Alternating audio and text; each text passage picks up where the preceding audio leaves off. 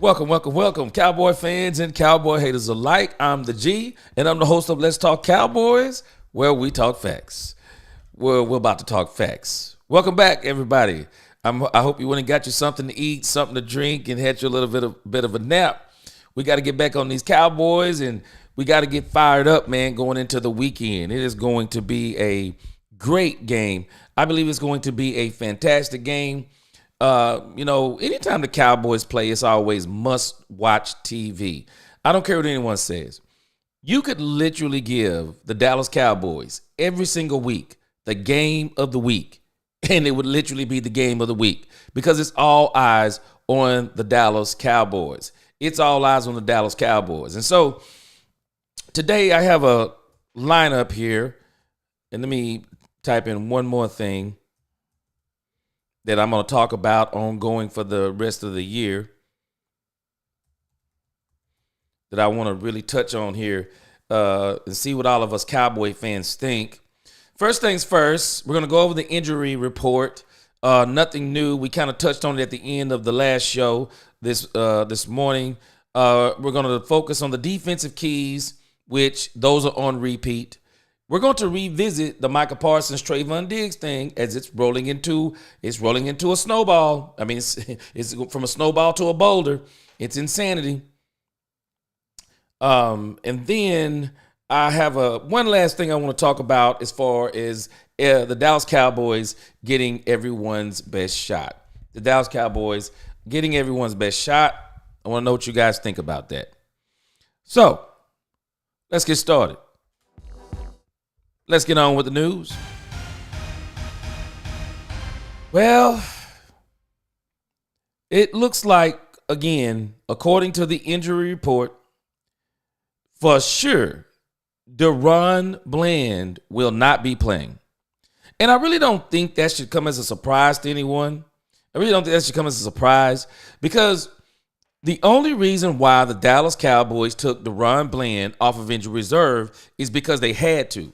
There was no more time to have him on there. And so they said he had a setback a couple of weeks ago. Don't know what the setback was, but he is not ready. He's just not ready. And so Trevon Bland, who knows, it might be another couple of weeks, but I'll tell you this. I would much rather, when you're talking about Trevon Bland, don't let him come back until he's ready. Number two, to nobody's surprise, Micah Parsons will not be playing this week. They're playing it very cautious with Micah Parsons also. Those high ankle sprains, I'm telling you, from everything I've heard, those things are very tricky. So you got to just you have to just let them heal. There's nothing you can really do.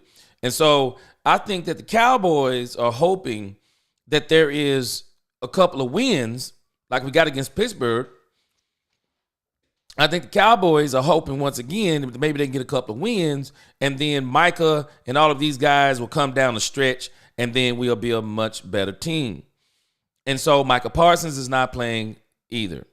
But I do think, and I don't know what, I say this, but I'm torn on it. Trevon Diggs is probably going to be a game time decision. Trevon Diggs is going to be a game time decision. So we don't really know even if Trevon Diggs is playing. But I'll be honest with you. I said the same thing about Micah Parsons, even though I ate some of my words during the San Francisco game. But I'll be honest with you. I mean, do we realize what we were doing before they got hurt? I mean, people have figured out Micah Parsons. Mike Zimmer's going to have to figure out something else with Micah Parsons because teams have figured him out. He's a fast guy. He can get to the quarterback, but the disadvantage is he's undersized. And because he's undersized, if you get a good left tackle on that side, he can pretty much handle up on Micah Parsons. Or they'll chip him. They'll chip him with a running back. He's not that type of defensive end. He's not a Nick Bosa who can run through two guys. Micah can get through two guys with speed. Nick Bosa can get through two guys with size, power, and speed. There's a difference. Power and speed, size, power and speed. So he's not really Nick Bosa in that area. So if you get a tight end on that side where he is, you double team him, he's done. He's done. So a lot of teams have figured out Micah Parsons.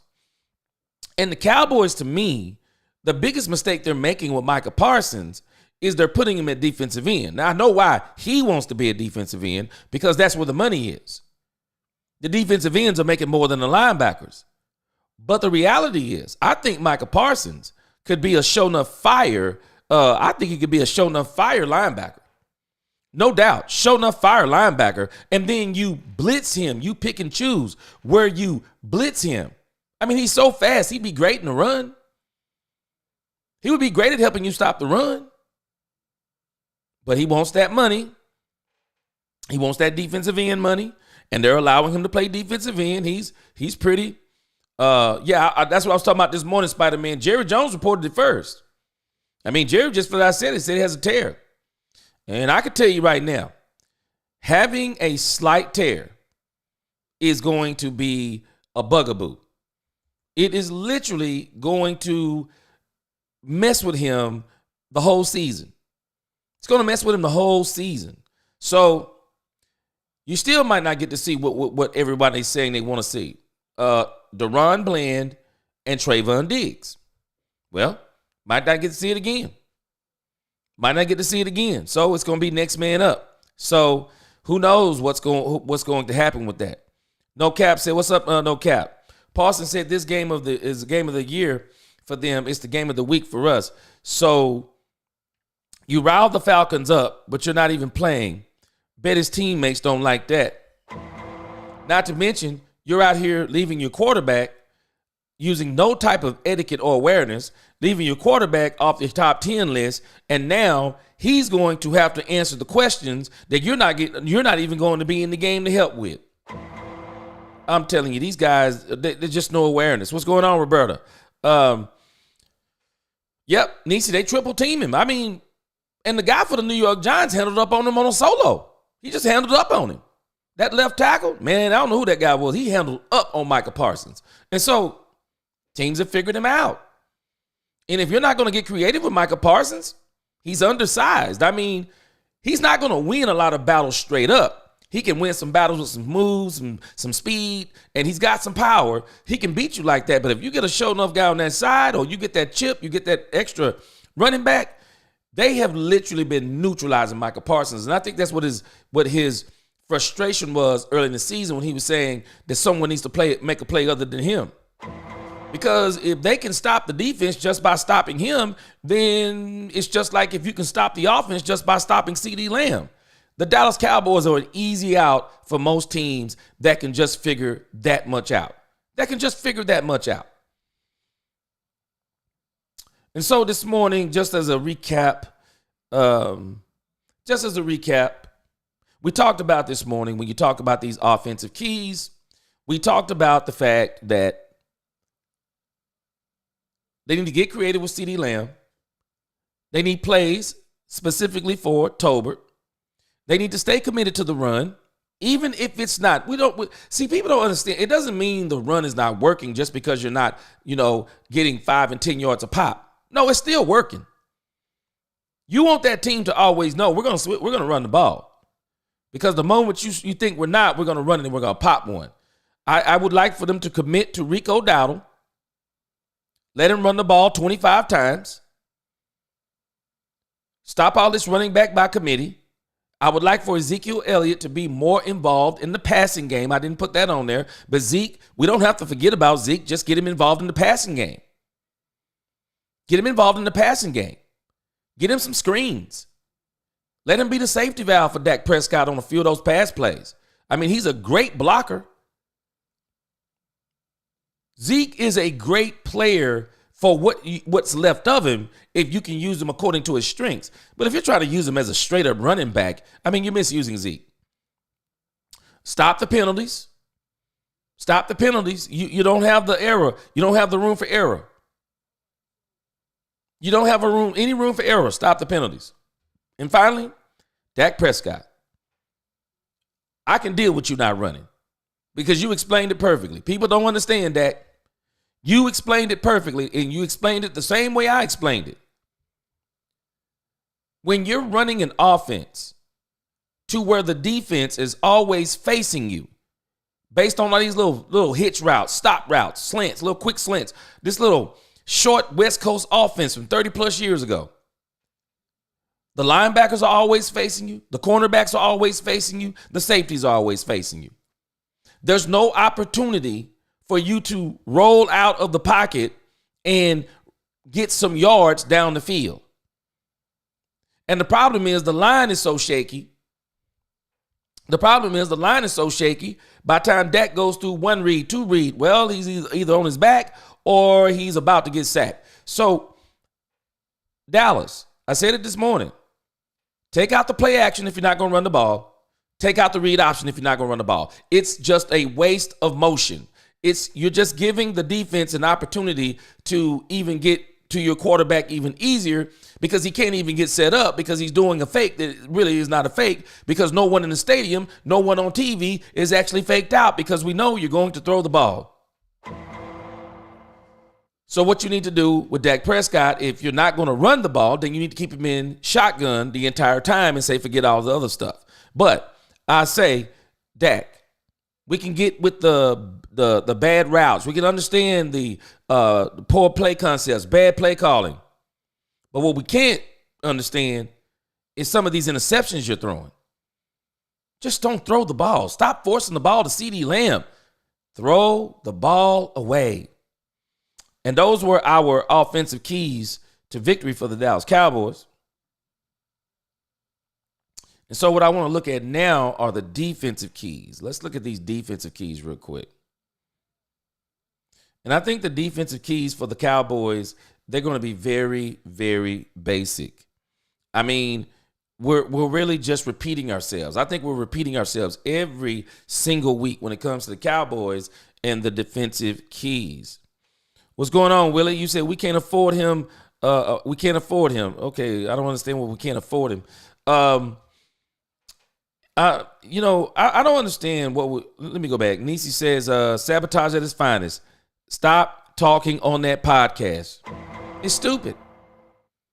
It's stupid. I did a video. I'm going to release it after I'm going to release it after this, but it's stupid.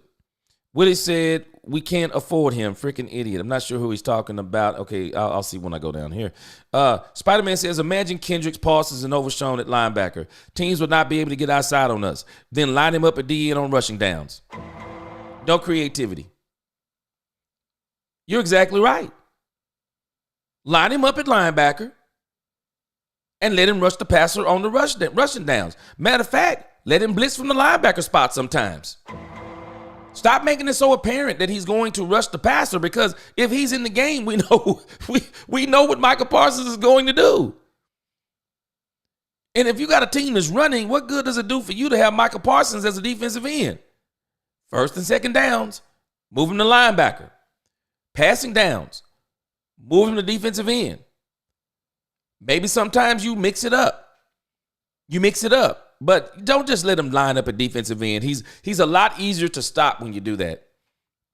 Kel Parker said, keep Rico Dowdle in the game. He's a dog. Him and Dalvin will be good. I'm saying the same thing. I'm telling them, commit to Rico Dowdle. Commit to him. You did it against Pittsburgh. It was successful. Do it again. Let him be the back. Let him be the back. I got a problem when people start saying we don't have a running game, but we're not running with the players that we have.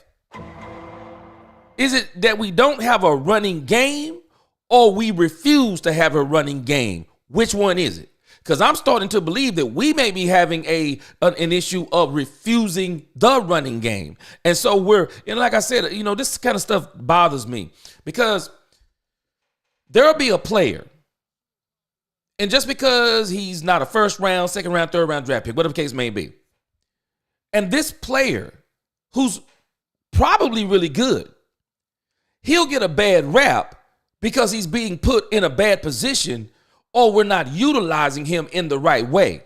And then when he fails, everyone goes, well, see, I told you this. No, it's not this, and this. It's the fact that we are not utilizing a person to their strength. And so Rico Dowdle is good enough. He's not Derrick Henry, but he's good enough. And Dak Prescott, I'm telling us, I heard a discussion today, and I'm in such disagreement with these people, because it all depends on what you're talking about. But most of these quarterbacks all need the same thing. They need a running game, all of them. Kansas City went and got Patrick Mahomes a running game. Why? If he's so good, if he's so elite, why does he need a running game?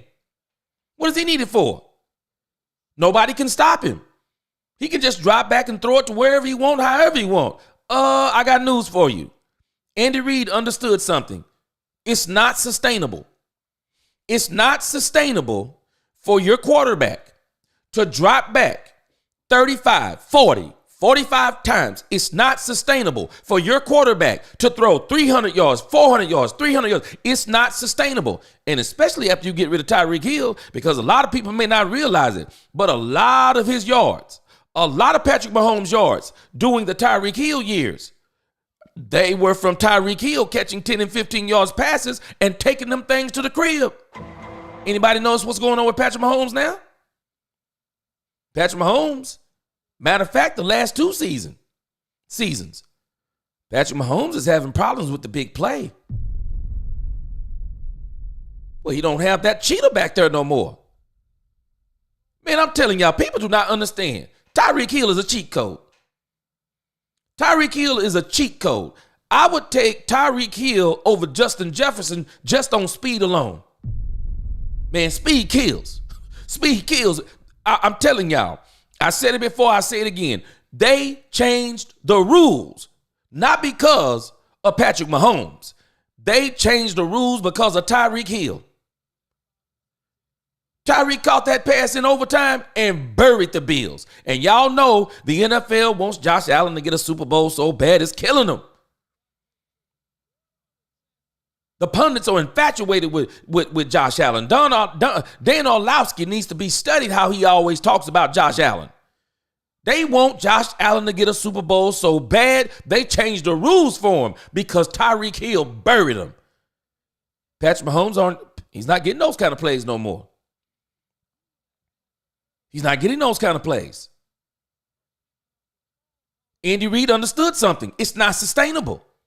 It's not sustainable to have a quarterback dropping back 35, 40. It's not sustainable. You got to get some security around them. You got to get a defense around them, and you got to get a running back behind them. Andy Reid understood that. He understood the assignment. And so my problem with the Dallas Cowboys, we really don't know what Rico Dowdle is. How do we know what Rico Dowdle is?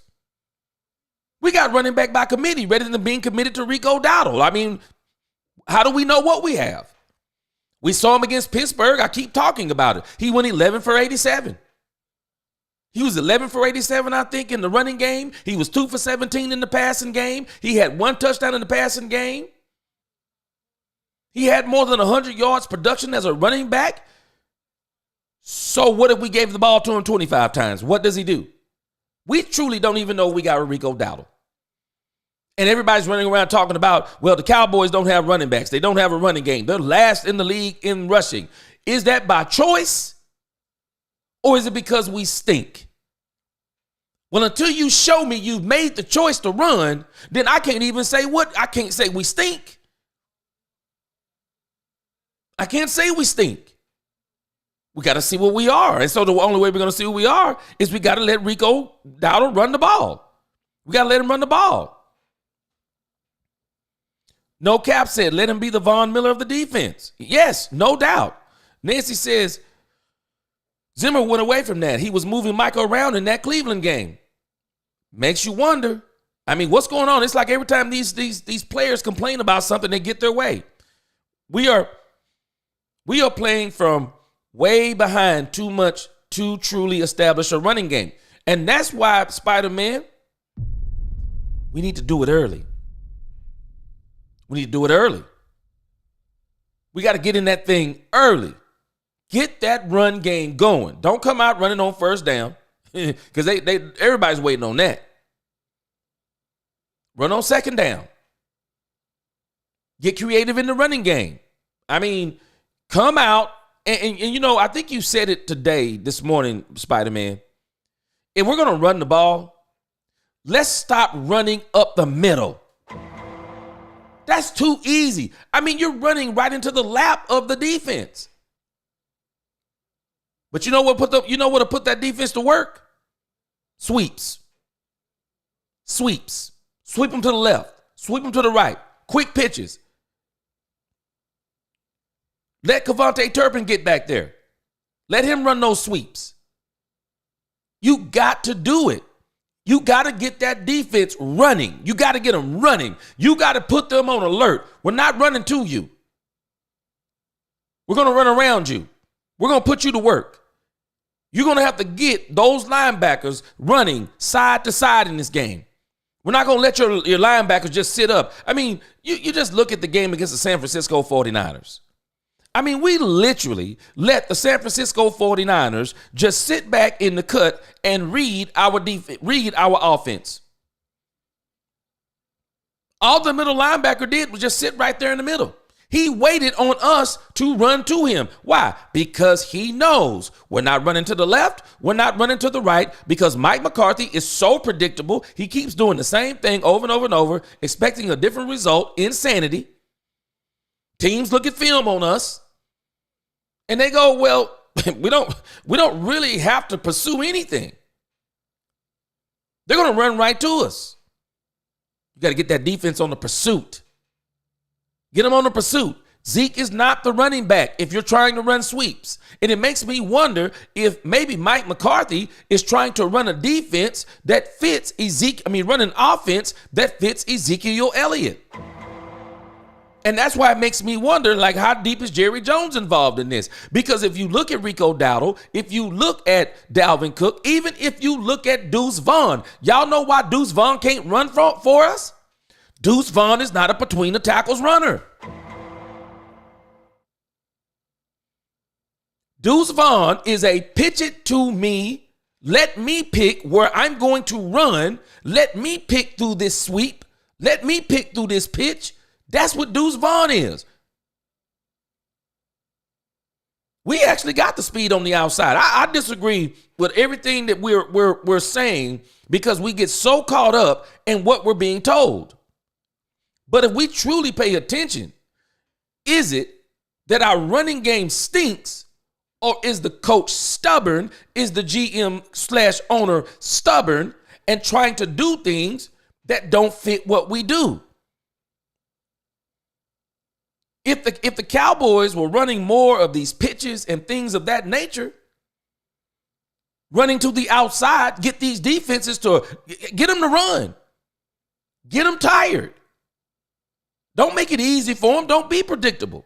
You got to do it. And that's one of the problems that I see with the Cowboys. And that's why I'm not buying. I don't buy into some of this stuff these people be saying. I mean, doggone it. I mean, we can see this stuff with our own eyes. Stop letting these people tell us something different. It's not that the run game stinks. We won't commit to the run. We won't commit to the one who can run. We're trying to appease Jerry Jones. Oh, well, I brought Zeke back.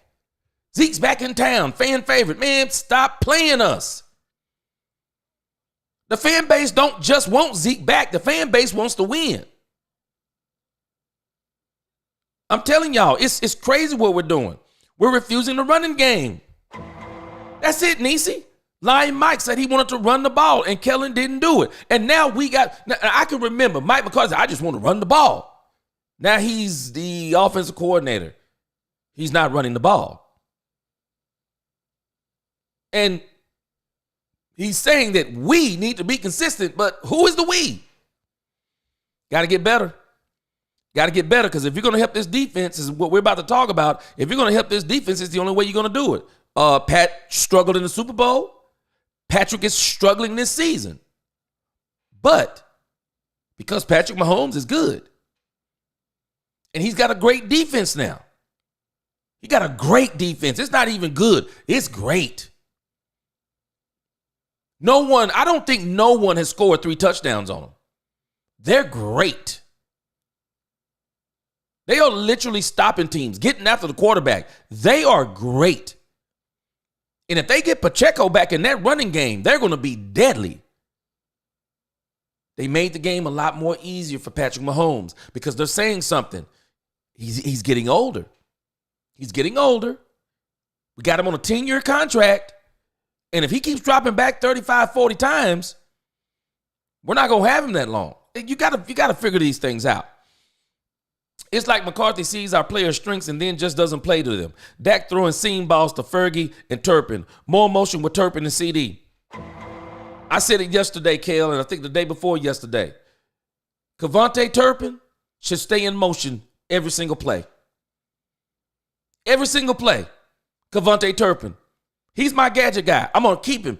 Anytime I know it's going to be a passing down, even some run downs, I'm going to keep Kevontae Turpin in there. I'm going to keep him. He's going to keep that defense guessing all day long. What is Turpin going to do? Jet sweep. I'll fake some of those jet sweeps to him. What are we going to do? Are we going to pitch it to him? What is he going to do? Are we going to throw it to him? Is he going to run? Is he going to run a post? Is he going to run the seam? Is he going to run straight down the field on a go route? What is Kevontae Turpin going to do? I'm going to get him some screen plays. I'll fake him some screens. Kevontae Turpin, we're using him wrong. He's not a fourth, quote unquote, wide receiver. He's not the size. He's not the right size. So you need to use him to the best of his ability. He's small. He's quick. Get him in space. Get him in space. Let him work. Let him eat. Richard says, with the guys coming back, this should be a better game for the Cowboys. Well, it don't look like I don't know who's coming back. Kendricks is already back. So, Bland, not playing. Micah Parsons, not playing. Trevon Diggs, questionable. And if he's questionable and if he's got a calf tear, I don't even see how you can play with that. Because if you shoot him up and let him go out there, well, he might be able to play for a little bit, but he's going to tear that thing even worse. And then before you know it, he'll need surgery. Trevon Diggs is probably going to have to sit down a little while. It's just bottom line. Carl Whittington said, Richard, somebody's been lying to you. There ain't no coming back to this game. There ain't. Actually, we got people out again. Yeah, there's no coming back. Our running problem is our coaches stick with the run when it does not work, but does not stick with the run when it does. And I'm telling you, man, I'm just arguing this to the mountaintops. How does Rico Dowdle have the best game of the season, better than your average right now? He ran for 87 yards on 20 carries, and who came up with the wise idea to not let him be the starting running back against Detroit? And even against Detroit, he was 5 for 25. What?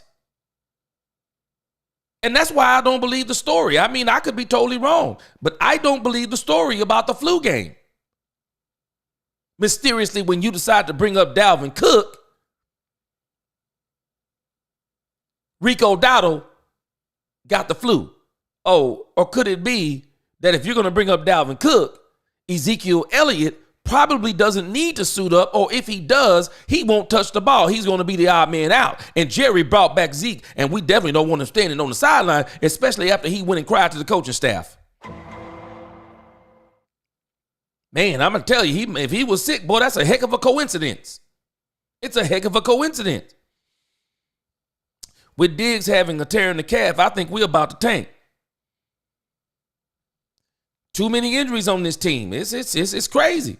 It's crazy. If they were committed to running the ball, they would not look so stagnant. Exactly.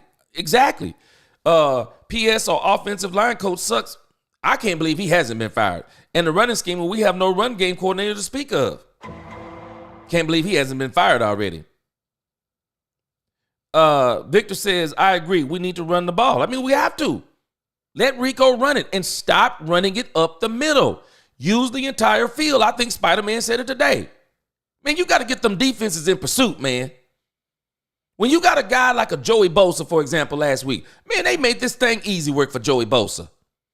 Man, you make that joker work for them tackles. You make him work for those tackles. You sweep that thing right on his side. You're going to have to come over here and get somebody, bro. You're going to have to come over here and get us. If you want these tackles, we're not running to you. We're going to run around you. We're going to make your linebackers. We're going to make them run. And then you get them with them sweeps, and then you fake one of them. You mess around and fake one of them sweeps, and everybody's wanting Dak Prescott to run. You mess around and fake him on one of them sweeps, man. Dak Prescott take that thing on a quarterback read. Man, he'd be 20 yards down the field before anybody even touch him. But you got to be creative with this stuff, man. You got to be creative. Running the ball's always been the way the Cowboys shown dominance. Why do people always forget that? And other teams are starting to follow suit. It's not even something new. It's not. It's not new. New Orleans. Mike don't need to be calling plays. I'm actually shocked they haven't taken play calling away from him and letting Brian Schottenheimer call the plays. I've been trying to tell people for years that Jerry Jones determines who gets to play. Carl, I'm telling you, that's the only person I can think that Mike McCarthy is talking about when he's talking about we. It's almost like he's in the press pleading to someone who won't listen to him when I'm like, who are you talking to? You're the coach. You can't be talking to Brian Schottenheimer. Who is he pleading to? That's a big part of why we lose. We cannot play who is the best person at the position. Too many politics. Okay, I'm gonna get into some more comments here in a moment. But I want to get into our keys to win the game.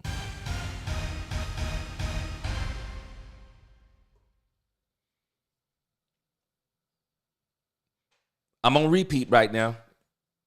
I'm pretty sure y'all can guess what the keys for the defense to win the game. Stop the run. Stop the run. Mike Zimmer, you're going to have to do some magic again. And I'm not going to hate on Mike Zimmer. I still say in that San Francisco game, Mike Zimmer did work, man. That first, second, and fourth quarter, Mike Zimmer did work. The only problem was this team has been coming out flat the entire third quarter. The entire season, this team comes out flat in the third quarter, and Mike still hasn't made any adjustments. He came out in that third quarter, 3 and out. Come on, Mike. Get creative. Run the ball. Let Dak go 2 minutes the first drive of the third quarter. Second drive of the third quarter. Let this man cook. You got to get, if this team is so stagnant coming out of the third quarter, then the first possession you get, let Dak cook. 2 minute offense. Let's go. 2 minute offense. Let's go. No huddle. You got to let him do it at least the first 2 drives or 2 of the 3 or whatever you're going to get, because y'all seem to fall asleep in the third quarter. So you got to do some work. You got to be smart. You got to do what you need to do. And you got to help this defense. So they're not on the field getting obliterated. If you will get this defense keep them off the field. See, a lot of people don't realize you want to keep that defense off the field as much as you can. Your run game helps you to do that. But you buy this defense time and you let them stop the run. Zimmer did work in that San Francisco game. People not giving him credit, man. He did work in that thing. He really did. Second half of the Baltimore game, he did work. Pittsburgh Steelers, he did work. People don't realize, you know why Detroit was able to do what they did to us? One, we let Zeke be the starter for the first 2 quarters, and we were running Zeke even up the middle. Wasn't going to work against Detroit. Number 2 thing that we did that was absolute. Well, the number 2 thing we couldn't control. Eric Kendricks didn't play. He's the quarterback of the defense. He didn't play, and it left that defense so exposed. And because that defense was so without Kendricks, what could they do? I mean, really, what could they do? But Kendricks looks like he's going to play. I think he's got a shoulder issue or something going on, but he's probably still going to play. Zimmer, you got to work your magic again. And this time you're going to have to do it for 4 quarters. Because this Benji kid for Atlanta, they're going to run the ball with him. Because, it's out on you. You can't stop the run. So Atlanta, they're going to try to run the ball because Kirk Cousins, don't worry, Kirk Cousins is not going to do us like Brock Purdy. Brock Purdy hit us for 8 for 56. It's not going to happen with Kirk Cousins. So if Mike Zimmer stops the run, then you can force Kirk Cousins into beating us. But you're going to have to get some pressure on him. So one, it's the same thing we keep saying every week. Stop the run.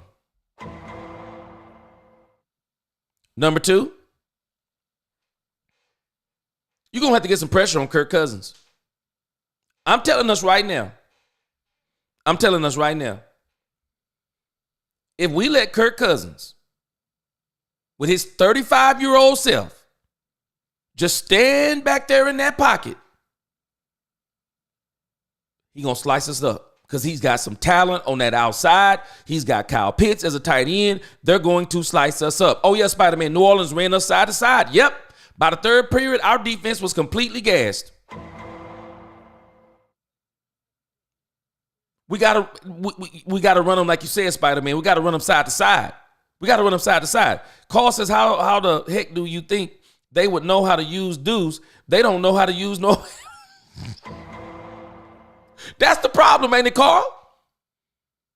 That's the problem. I've literally been laughing. If you look at Deuce Vaughn's tape, I'm like, how do you look at Deuce Vaughn's college tape? And then you start using him in opposition of his college tape. This dude was not that type of runner. Deuce Vaughn, you got to get him in space too. You got to get him in space. When you got speed guys, you got to get him in space. Nisi says, I'm going to defend Mike one last time. After his contract was not extended, he didn't put any effort into the plays. He got lazy and reached back 30 years for the plays. Nisi, what happened to the Texas Coast everybody was talking about last year? I mean, this thing was so hyped. People had T-shirts, Texas Coast. Dak Prescott was excited talking about it. He balled. Dak balled last year. I mean, literally. And let me say he did have a little bit. I'm not going to say a little. Dak had a lot better offense. Even though, y'all keep this in mind, even though Dak only has CD Lamb as his wide receiver, right? Dak had a running game. It wasn't a potent running game. But Tony Pollard is better than what we have right now. Tyron Smith was in that guidance spot. And it's bewildering. Why couldn't we run the ball in the playoffs? And then I wonder again if could we not run, or did we fall behind so quick that the run became irrelevant? Dak ate with that Texas Coast last year. And then now I'm hearing Mike McCarthy at the press conference talking about the West Coast again. I'm like, what are you talking about? What are you talking about? Carl says, but correct me if I'm wrong, didn't Zeke just have the best game this season so far? Yeah, 34 yards. Zeke had 34 yards. You know what's amazing about that, Carl? He wasn't any better than his season average. He wasn't any better. Zeke's season average is 3.1 yards a carry. He ran what? 3.4 yards a carry? That game is different with Rico Dowdle. I'm telling you, that game is different. Rico Dowdle is running 4.1, 4.3. I mean, you're talking about a full yard better, a step quicker, and if you would run him on some sweeps, Rico might even do better than that. You give Rico that ball 25 times. What would he look like then? I'm telling you. Reggie says we have an athletic line. You're correct. Run outside. Get them boys on the move. Get them on the move. Make these defenses work. Make them work to stop you. Man, it's crazy. I mean, we're literally running into these teams' laps. Roberto said, if I remember correctly, Zeke sometimes would get passes thrown to him and he'd run for a score when he was with the Buckeyes. Zeke is still great in the pass game. He's still great in the pass game. I don't understand it. They were talking about during training camp that Zeke was working out at wide receiver. What happened? What happened? Zeke's got really good hands. Really good hands. And if you know that Zeke is not what he once was, again, get him in space. Get him in space. Throw him a screen. Get him in space. Get him underneath 3 or 4 or 5 yards on a linebacker. Get him in space. Maybe Zeke can make him miss. We're not using him right. You can't run Zeke between the tackles no more. That's not the type of running back he is. And see, people don't understand, Roberta, when you start talking about let Rico Dowdle be the running back, the primary runner, do we not know that other teams do this extremely well? Other teams do this extremely well. They'll have 2 running backs. One running back is the primary running back. And then the other running back, he comes in for the specialty plays. He may come in for the screens. He may come in for the sweeps. He may come in for the short yardage. And so they use both of their running backs perfectly. There's no argument. Look at what Detroit did to us. Look at what Detroit did to us. They have 2 running backs, and they're both good. They're not having any problems. They're not having any problems. They know. They know who the prime running back is.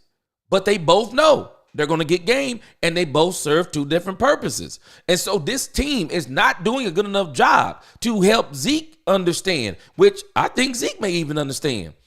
Zeke, your strength is not being our primary back, but we're going to use you to your strengths. We're going to use you for short yardage. We're going to put you in the game for blocking. Chip who's ever, maybe there's a blitzer. Chip whoever the outside rusher is. And then when you chip him, we want you to run out and just do a 3 or 4 yard out. Dak will hit you. We're going to get you in the screen game. We got about 4 or 5 screen plays called for you. This is not rocket science. I just refuse to believe I'm smarter than Mike McCarthy. This isn't rocket science. It's just not. It's just not. We're just not using what we have. I want any fan to answer me this simple question. Have we recently had a defense even close to the 90s? Man, Carl, let me tell you something. I'm going to talk about all this kind of stuff in the offseason.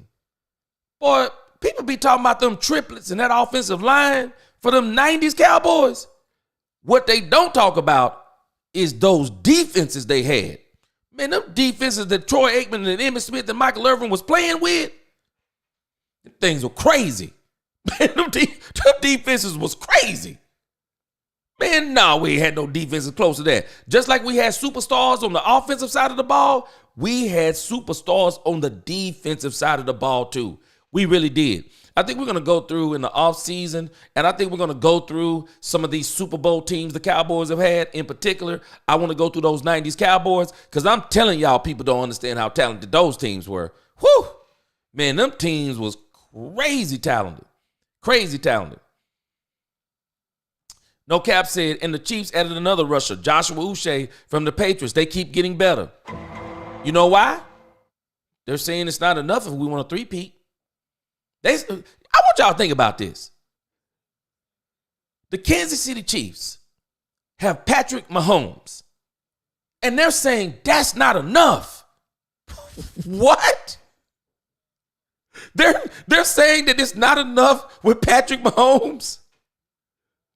And we think because we paid Dak Prescott $60 million that he's supposed to take up all the slack for everything that we're missing? Foolishness. Foolishness. Victor says our guy not coming from injuries. Nope. We got a couple of more weeks. Mike McCarthy is giving up. Something's wrong with Mike McCarthy. Carl said that's all fine and good, but Zeke had more yards per carry in the game last week than any back this season. No, he didn't. The highest that we've had the entire season was the Pittsburgh game, and that was Rico Dowdle. Rico Dowdle ran for 4.3 yards per game. Per carry, I think it was. And let me make sure. Maybe I'm wrong. Let's see here. Let's look this up real quick. It won't take but a second.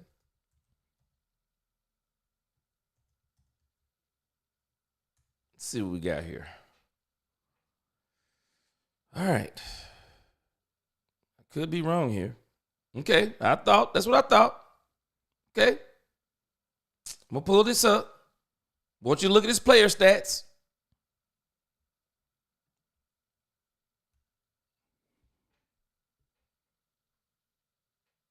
That's Ezekiel Elliott right there. This was Zeke's best game of the season. This was Zeke's best game of the season. Zeke was 10 for 34, 3.4 yards a game, 1 short yardage touchdown. He was 1 for 4 in the passing game. So this is Zeke's best game of the season, correct? So let's look at the next one.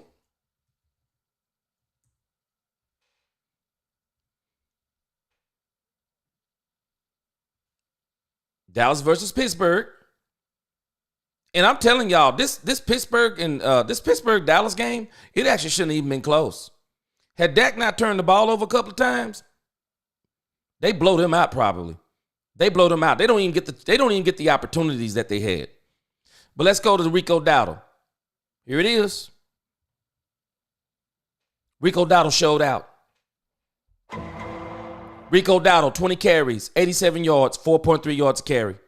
Rico Dowdle showed out. And 3.4 yards a carry, that's Ezekiel Elliott's. That was his highest yards per carry of the year. No, Rico Dowdle, I mean, no matter how you slice it, Rico Dowdle is the best running back on this team. He's the best running back. Even if you slash in half 10 carries, he still got more carries than Zeke. I mean, he still got more yards than Zeke on 10 carries. That's 10 for 43. And what even added more injury to insult is this, and this is the one that really got me. And this is why I say there is no rhyme or reason. And I'm not hating on Zeke, but there is no rhyme or reason for Ezekiel Elliott to be starting on this doggone team. There's no reason for it. Zeke don't need to be starting on this team. Zeke literally started the entire first half for the Dallas Cowboys with maybe a run or two sprinkled in from Rico Dowdle. This is Ezekiel Elliott starting against the Detroit Lions. You see what his run per carry is? 2.1. That San Francisco game was the best game for Zeke, but it was not the best game of the season for a running back for the Dallas Cowboys. Because in actuality, the reason why we're saying that Zeke did well is because we didn't think he could do anything. I call it the gutter ball syndrome. You ever go bowling? And then you roll some gutter balls and everybody's like, oh, he can't play. And then you come back the next game and then you start hitting 3 or 4 pins. And everybody's like, man, he's doing pretty good. What are you comparing it to? I mean, what are you comparing it to? Are you comparing it to what's average or what's good? Or are you comparing it to himself? And so Ezekiel Elliott, there is no stats. There is no tape. There's no film. There's nothing that justifies Ezekiel Elliott being the starter for the Dallas Cowboys other than people like him. Can I let you see what Rico Dowdle did? Rico Dowdle in only 5 carries, 5 for 25. Y'all help me out. Who's on the sideline looking at these stats right here going, yeah, let's keep rolling with Zeke? How does Rico Dowdle not be the number 1 back after the Pittsburgh game? It's better. It was better than your entire season average of what now? 72, 73, 74 yards? This man ran 87. Man, Rico had the night of his life. And this man got rewarded with being the backup to Ezekiel Elliott. Y'all make it make sense. It's not making any sense. It's not making any sense. Yep. Nope. I don't know if you're talking about Zeke, but Rico is the one that's running 4.3. the stats don't lie. That's Zeke that I just put on the screen for you. Zeke wished he could run 4.8 yards a carry. Man, Zeke ain't seen that in years. Nisi said, we're talking about firing Mike. How about firing the strength and conditioning coach? Yeah. And the offensive line coach. Both of them, Nisi. Both of them. But that's the politics on this team. We don't put the best people in the best positions. We be playing this politic mess. Do we have any Confident Cowboys said, do we have any hope? Because I believe that we can win. We're going to talk about that in just a moment. Reggie said, Bosa has one more move, the power move. Hey, man, that boy Bosa, though, man, he cut from a different cloth, bro. Yep, Jerry is the problem. Yep, Nisi, stop the run. We got to stop the run. There are two bosses, Nick and Joey, and they both have multiple moves. Hey, man, them Bosa boys need to be studied. They different, bro. Jerry has been a problem for 30 years. He's the constant. Two Boses, not bosses. No, I want them to do Al Harris as our next head coach first interview. Man, struggling with that one.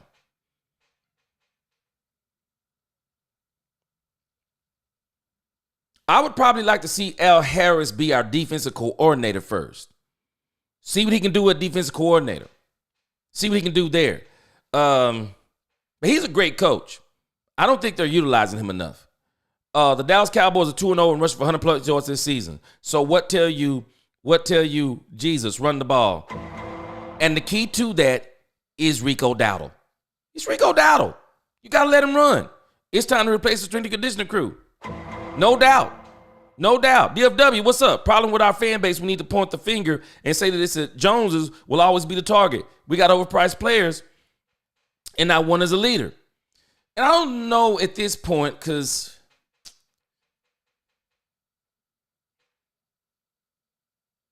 I don't know about overpriced. I just don't go there. And I don't go there because other teams have overpriced players that are not leaders.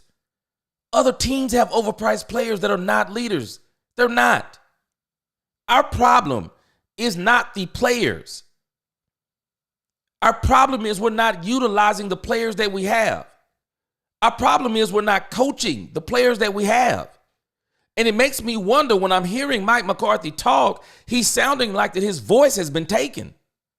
I mean, I don't know if this man is crying for help or what, but it sounds like his voice has been taken.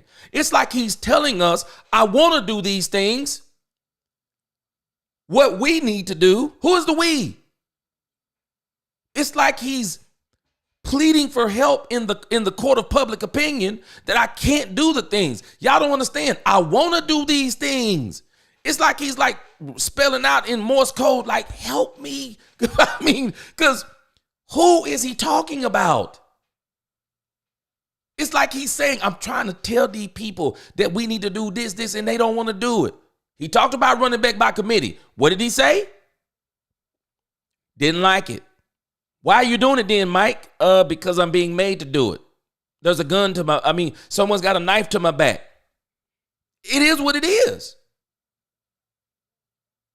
You gotta understand, the players will take on the characteristics of the coach. And that's why you got to be understanding. We got to understand coaches matter. Coaches matter. Leadership matters. I don't know why we're not understand. And I'm not saying we don't understand. I'm saying it rhetorically. Leadership matters, man. If you got children, your children will typically carry on your characteristics.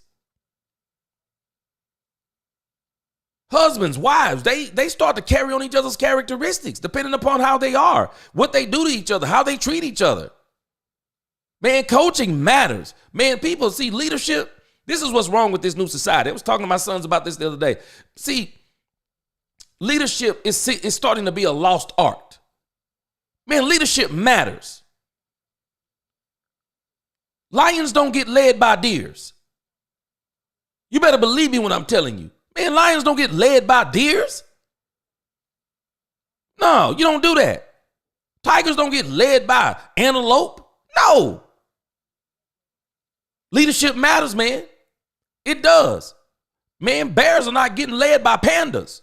Man, leadership matters, man. And that's why I'm laughing at how we keep saying what we don't have. I talked about it yesterday. We keep talking about what we don't have. No, I'm not talking about what we don't have no more. That's not the problem. When you know what you have and you know you're not getting anything else, man, forget all that noise. You better work with what you have. Because if you're not going to work with what you have, then you basically said that you've given up. And if it's only about you having the best of everything around you, if that's the case, well, then what kind of player are you really? I mean, we gotta just think differently. We gotta think differently. The overpriced stuff, I don't buy it because there's too many other teams that got overpriced players. You gotta okay, if you're gonna pay a player, then you gotta use what you have. Run Zeke outside too. He can be like Henry on the outside. Reggie, you got a lot of confidence in Zeke, don't you? I just don't see it. But I'll even say this. If Zeke gonna be the back, he can't get 10 carries then. You're gonna give Zeke 25. You can't give Zeke 10 if you're gonna let him be the starter. You gotta give him 25. 10 ain't enough for Zeke, for sure. It's just not enough for Zeke. Chris says, I'm a Falcons, big fan. I like Dallas as my second team. Atlanta got too many weapons that we can handle. Dallas can't keep up with the Falcons offense. We're gonna see. I have a funny feeling that Zimmer's going to have something for them. Yeah, stopping the run is going to be the key for us. It's going to be the key. Show me any proof ever that Jerry Jones can build anything. Yeah, because that was Jimmy Johnson that was doing a lot of that building. Before you say the Super Bowl teams, that was Jerry Jones allowing Jimmy Johnson to make every crafty creative trade. Jimmy was on top of it, man. It's no wonder that when Jimmy left, this team fell off a cliff and played players in positions they had never played and become Pro Bowl athletes. I'm telling us.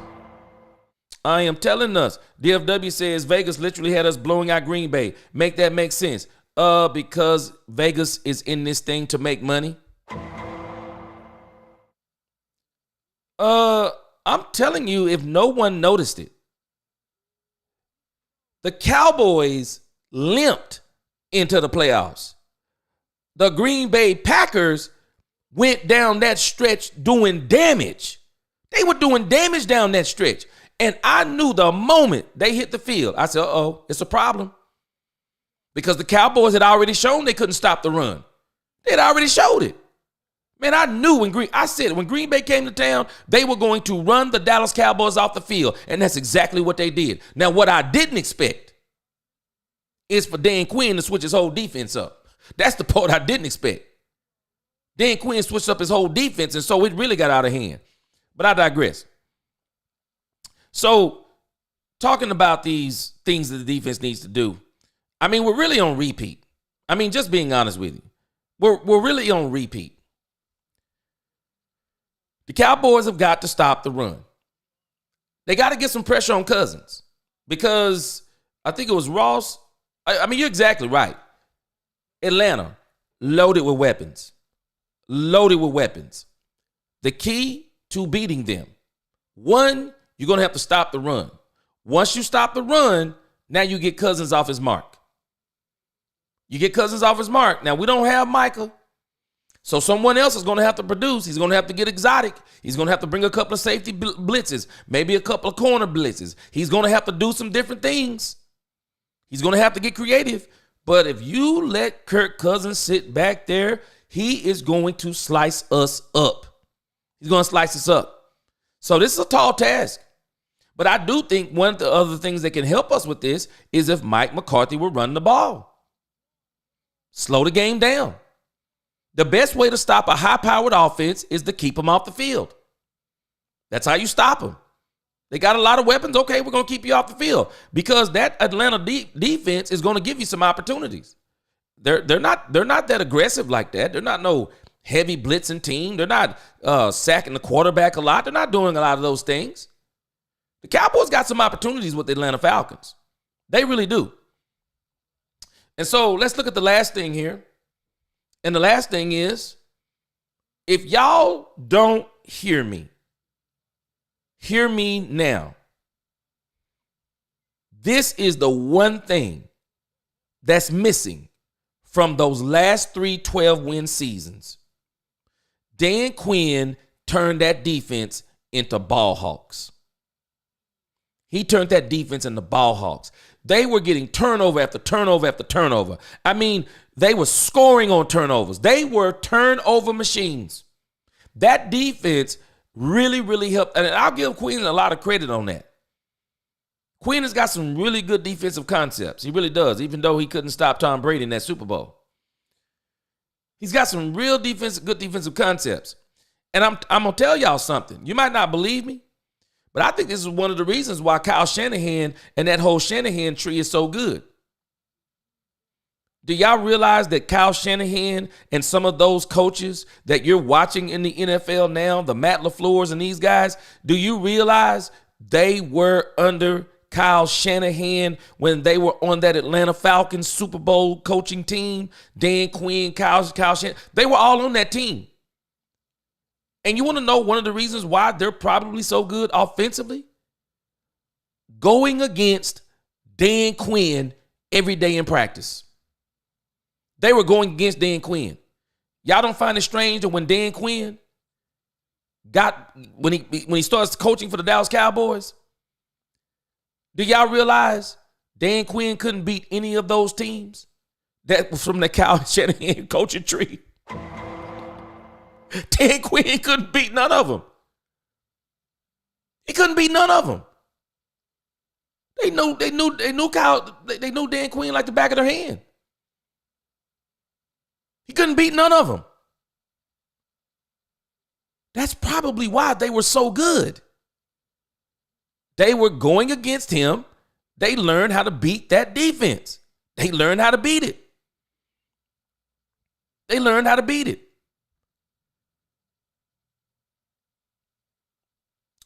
DFW, I'm going to tell you, man, I don't know what you're doing in your personal life, but I'm telling you, leadership matters. Leadership matters. Let a deer lead some lions. Tell me how they're going to perform. Raise some lions and raise them in a manner to where they think a deer is their leader. You think they're going to be eating meat or grass? You think they're going to be natural born predators? Or do you think that when the antelope run, they're going to run? You want to know why them 90s Cowboys were so good? I'm telling you. They took on the character of Jimmy Johnson. And that's why Troy Aikman was so fiery like he was. Because Jimmy Johnson put that in him.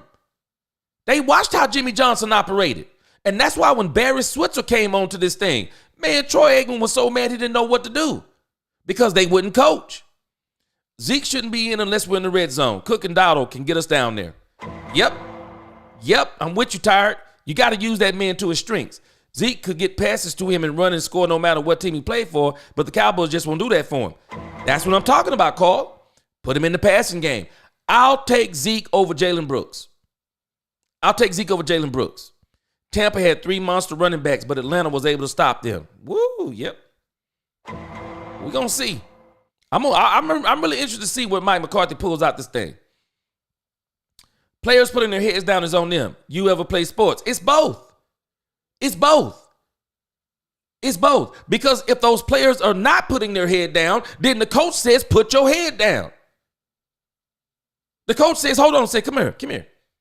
What are you doing out there? You're better than this. Don't you drop another pass. We're coming right back to you. You better catch the next one.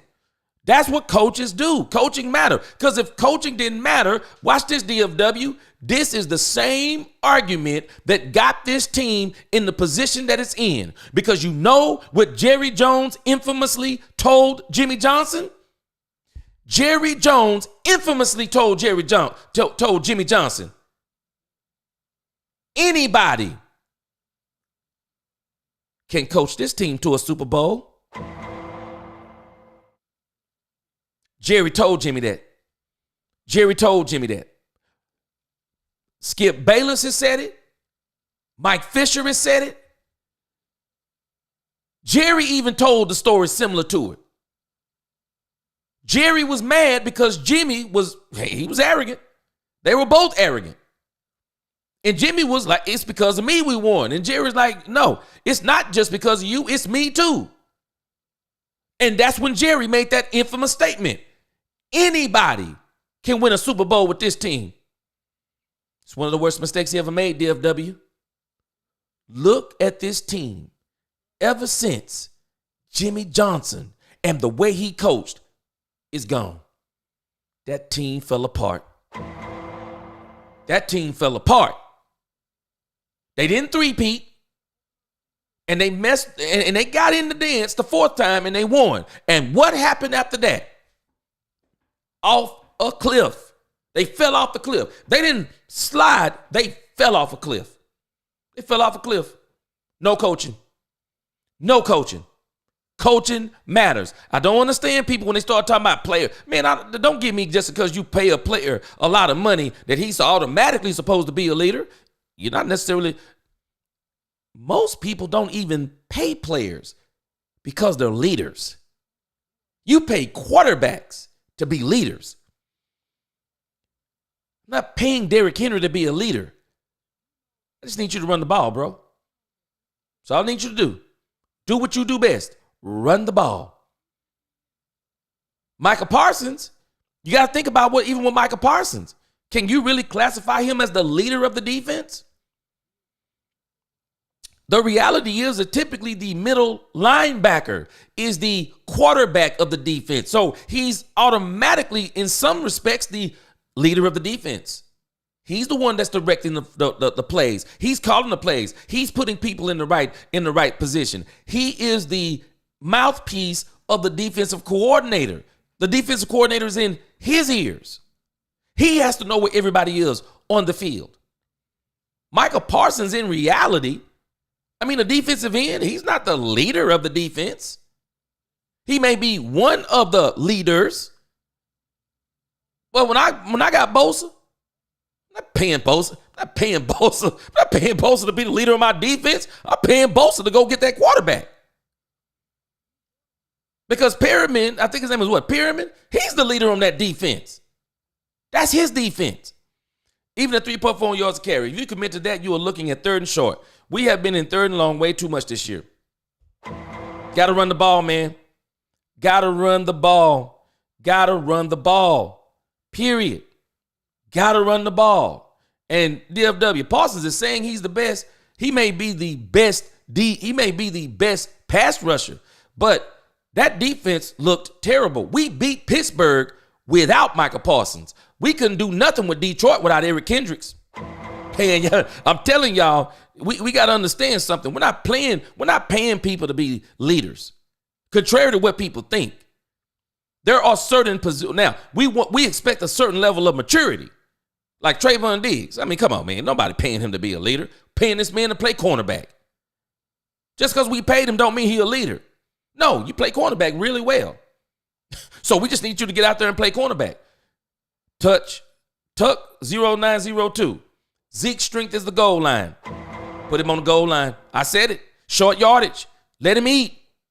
Let him eat on the goal line. I don't think anybody's disagreeing with you, DFW, but don't discount the coaching. Don't discount the coaching. There's a reason why those 90s Cowboys didn't do what the New England Patriots did. Because Jerry Jones got proved wrong. He got proved wrong. He said anybody could win a Super Bowl with this team. Okay, you got one. And that was still Jimmy's doing. That was Troy and them doing. But even Troy and them, they couldn't do anything after Jimmy left. They couldn't. It's too many things. It's too many things that goes into coaching. Nisi said, no way, Carl. They haven't scratched the surface of the 90s defense. Nope. They haven't done it. And so a lot of that, you think about it, man, that's Jimmy and those coaches. You need coaching. Man, I'm telling you, 70s defense was crazy too. I'm telling you. I know a lot of times we like to put things on these players, but a lot of times good players are screaming for coaching. I'm sorry. I watched Pat Mahomes in college. Pat Mahomes without Andy Reid, man, we might be looking at Mitchell Trubisky. We don't know what we're looking at with Patrick Mahomes without that great coaching. Alex Smith even took him up on his ring. Man, we don't know what we're looking at. Parsons and Diggs clowned Dak. That's on coaches? Let me ask you a question, DFW. You think they do that under Jimmy Johnson's watch? You better believe that's coaching. That is coaching. I'm going to get on that phone if I got some power. Nisi, let's defend Mike McCarthy for a moment. Mike McCarthy can't get on the phone and call Micah Parsons. He can't get on the phone and call Trevon Diggs because they answer to the ownership and not him. But if this was Jimmy Johnson's team, no, Jimmy Johnson is going to get on the phone. Better not do that again. I bet you better not do that again. Nobody was hardly safe with Jimmy Johnson. Nobody. Nobody was hardly safe. I mean, you better be show enough dog for you to be safe with Jimmy Johnson. Man, I'm telling you something. If coaches, I'll give you even one better. Watch this. Let's not even talk about Jimmy Johnson. Bill Belichick on this is the coach on this team, and Bill Belichick got power. Keep playing. Micah Parsons and Trevon Diggs both will be traded. Coaching matters. The problem is coaching don't matter in Dallas because Jerry Jones overrides his coaches. And that's why I keep saying there is something going on. These players are being allowed for this team to divide this team. Jerry's showing no unity either because I'm sorry, Jerry should be calling them. Mike McCarthy should be calling them. Man, we're putting too much on players. I'm sorry, just because they make millions of dollars, bro, don't mean they're infallible and they're supposed to be these great leaders. KC hitting up free agent as if it's a losing team, which is not the case. The owner's making sure they stay on top. Better believe he is, Tuck. This man out here shopping like they about to get knocked out of this thing. This dude, man, these dudes, man, I'm telling you, you want to learn how to win? Just look at what winning franchises are doing. And don't go to the players. Don't just go to the players. See, people look at players. It's not the fact that they're just looking for players. It's the fact that the coach, Andy Reid, is looking at this team. The GM is looking at this team. They're telling the owner, we need more. See, Andy Reid gets to coach his team. Andy Reid gets to coach his team. And good coaches, you know what they can tell y'all remember what Mike Tomlin started having problems. What's the little speedy wide receiver name that Antonio? I forgot his name. What's the little guy name that was so talented and he was never the same after Burfict hit him across the middle and gave him that concussion? I think his name was Antonio Brown. Y'all remember Mike Tomlin and Antonio Brown? Y'all remember that? Y'all know why Antonio Brown had to get gone from Pittsburgh? Mike Tomlin got tired of him. Mike Tomlin got tired of Antonio Brown. Got tired of him with his antics in the locker room with a cell phone. That's coaching. That is coaching. That's a dumb player, but he's going to keep being dumb if the coach don't coach him even in that manner and say, hey, man, no more of that nonsense in here. Don't you bring a cell phone out of here again? Don't you do it. It's coaching. A lot of this stuff is coaching. It goes together because if you don't need coaches, then you don't need them then. Let the quarterback call his own plays. Carl says, I'm a Zeke fan, but I don't care who our back is. I want someone who will stay healthy through the season, and that is not Rico, and give us a chance. Well, Zeke hadn't stayed healthy either. Zeke stayed healthy last year. He wasn't healthy the last year in Dallas. Got that hyperextended knee. Wasn't the same. And when we talk about Rico Dowdle, I'm sorry. Until Rico Dowdle gets hurt, he's a starting running back. He's a starting running back. And if Zeke is all that, what we want him to be, well, if Rico Dowdle get hurt, guess what? Next man up. Zeke, now it's on you. I'm going to reserve Dowdle being the best running back on the team until we get a fair look at Dalvin Cook. I said it too, Spider-Man. I want to see more Dalvin Cook. I want to see more Dalvin Cook. Jerry already said we're saving Zeke. We're saving Zeke for the stretch. So if you really want to save Zeke for the stretch. Then let's see what Dalvin Cook is. Let's see what he is. That's all we need to do. Just see what he is. And if he's not what he is, then you're not going to do anything. Then let's go back with Zeke. Let's go back with Zeke. I'm just not agreeing with you on that DFW. Romo was a terrible leader. Stop it. Romo was a terrible leader. Who was the leader on that team? Romo didn't have no leaders. They had a dog in Dez Bryant. They had Travis Frederick, Zach Martin. Well, Zach Martin's still on this team. I mean, other than those three players. I mean, who? Because Romo was not a leader. He was terrible as a leader. Romo got that last contract, and all of a sudden, Romo started changing. Romo started wearing his hat going forward, little stuff. Why? Because people were complaining about Tony Romo, saying, well, Tony Romo isn't a true leader. Tony Romo, he's childish, he's immature. He wears, saying stuff like he wears his hat backwards. Tony Romo was playing a lot of he was trying to make the pro circuit in golf in the offseason. A lot of people were complaining about stuff like that. Man, you telling me about Tony Romo. Well, why didn't they win? Why didn't they win any more than what this team has won? DFW, sometimes I'm wondering, man, are you really hearing what you're saying? Tony Romo did not win more than Dak Prescott. Dak Prescott has already matched Tony Romo's entire career in 8 short seasons. Go check the records. Dak is killing everything that Tony Romo did. There won't be a Tony Romo record left by the time Dak Prescott leave this thing. There won't be a Troy Aikman record left after Dak Prescott leave this thing. You telling me Tony Romo had all of that and he did no more than Dak Prescott. So what's the common denominator? You're left still with the ownership and the coaching. You're still left with that no matter how you do it. And Dak Prescott, last I checked, you talking about these overpaid players. Have they been here for 30 years? Again, common denominator since Jimmy Johnson. Who's been here? Jerry Jones, Stephen Jones. They haven't had the same coaches. They haven't had the same players. They haven't had the same any of this stuff. The common denominator has been them, period. End of story.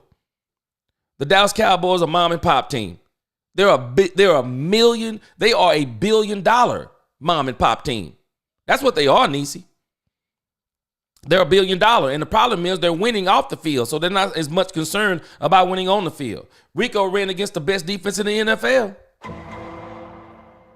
I keep saying, Reggie, people do not understand. Pittsburgh is not trash. That team is 6-2. We handled that team. If it wasn't for 2 turnovers, they're not even in it that close. Man, we handled that team. We really did. We handled that team with a running quarterback. Man, we handled up on that team. I don't understand why we won't go back to the Pittsburgh game. That's the blueprint. All coaches need to go except Harris. I agree. Harris is nice. Definitely need to keep Harris. Harris is a gold mine. Jerry Jones will always want to be right. That's why Zeke is starting. I don't have a problem with Zeke starting if he earned it. I just don't have a problem with it. You gotta let people earn. Like Romo said, Romo admitted that Dak Prescott beat him. He said this league is a meritocracy. It's about how you perform. And Jerry Jones fought that. But Jason Garrett and Stephen Jones fought Jerry Jones. They fought him on it. And Dak remained the starter. Reggie said Ben Johnson, head coach, Al Harris, defensive coordinator. Man, I'm telling you, this dude Ben Johnson put on the tape for us. Ben Johnson put a tape on for us. Look at the bright side. We're 1-0 in our division right now. Confident Cowboy. That's where we got to focus. That's where we got to focus. Our schedule is going to soften up down the end. We're going to get into our division. And don't let nobody fool you. Our division is not as great as they look. As bad as people saying the Cowboys are, we got to win this game on Sunday because that'll put us, 2 games out? That'll put us 2 games out. We're still going to be in striking distance as everything starts boiling down. And everyone else, they start getting into the meat of their schedule. We're going to be coming into the bread of our schedule. Our schedule's going to get a lot softer. A lot softer. So the Cowboys, they just got to, right here, they got to get this game. Reggie, stop it. Yeah, Jerry got to go. We don't wish death on him, though, for sure. When Mike signed his contract, there were 3 things on the table: a pen, his contract, and a jar. Crazy. I'm not going to argue, but Kenny does, because I did have. But I'm telling us, man, Al Harris will flip the desk on Jerry like the teacher on me. I'm telling us, man. Daddy, what's up, cuz? I'm telling us, man. We got to get this thing. We got to get this thing going. We got to get this thing going, and we can do it. We can beat this team just based on what we have talked about. I want y'all to think about it. This is very simple stuff. It's simple. It's not. I'm not saying it's simple for the Cowboys to do it, but this is really simple stuff that we need to do. It really is. I'm telling y'all, if we can stop the run,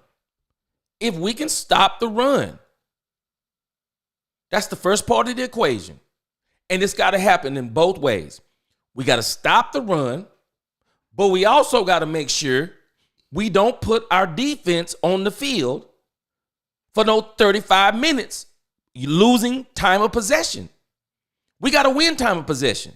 The best way to stop a team with weapons is to keep them off the field. Keep them off the field. You got to keep them off the field. You got to get pressure on Cousins.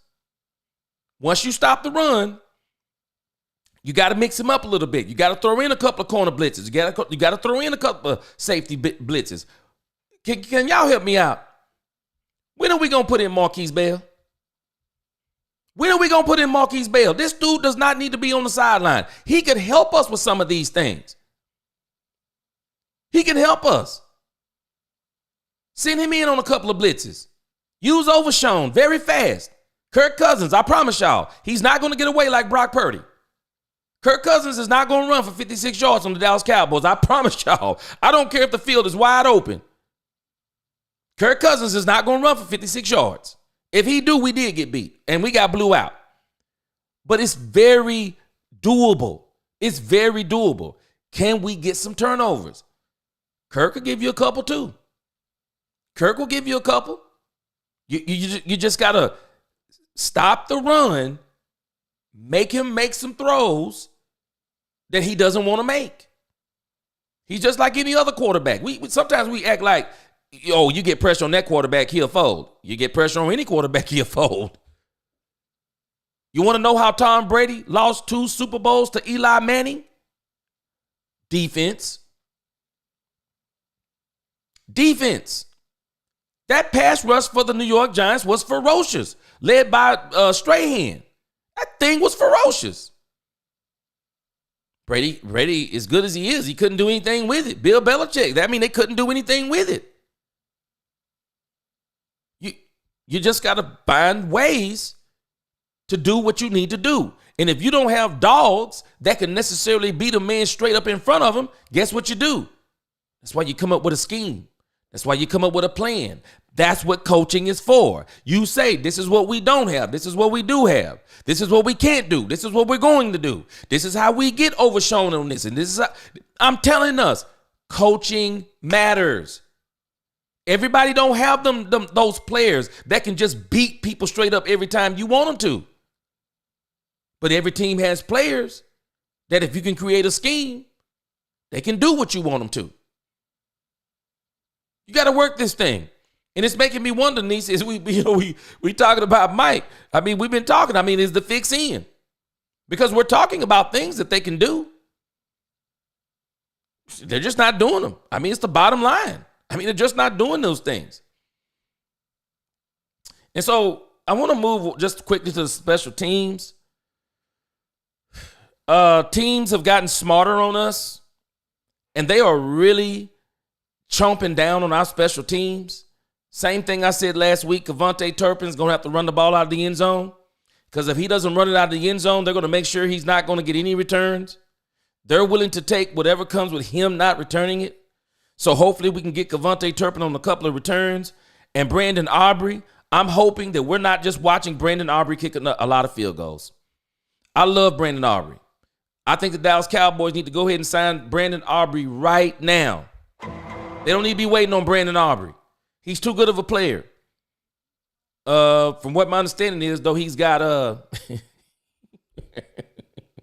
from what my understanding is, he got Dak Prescott's agent there. I think it's Todd Francis. So somebody said, we're gonna lose Brandon Aubrey. I'm telling y'all, Brandon Aubrey's gonna command some money out there. This dude's really good. So if I was the Cowboys, I'd be trying to pay him now. But we don't need to rely on Brandon Aubrey kicking nothing but field goals. We definitely need to let our special teams, once again, help us out in these places where we are lacking. Definitely help us out in these places where we are lacking. And so I want to go ahead and give us my thoughts. Go ahead and give us what I think is going to happen as far as winning and losing. Well, hold on a second. Hold on. I do want to look at this real quick. I have something else I want to look at, and then I'll give you my prediction. There is a couple of things on here. The Bleacher, let's see. The Bleacher Report has done a really good job on kind of what's going on the game. And I thought this was pretty interesting. So they have the season records and all of this stuff, but they also got the rankings. And I really like this. So the Cowboys, points per game, they're 22nd at 21.4, and the Atlanta Falcons are 24.3. So the thing is, I mean, we're scoring some points.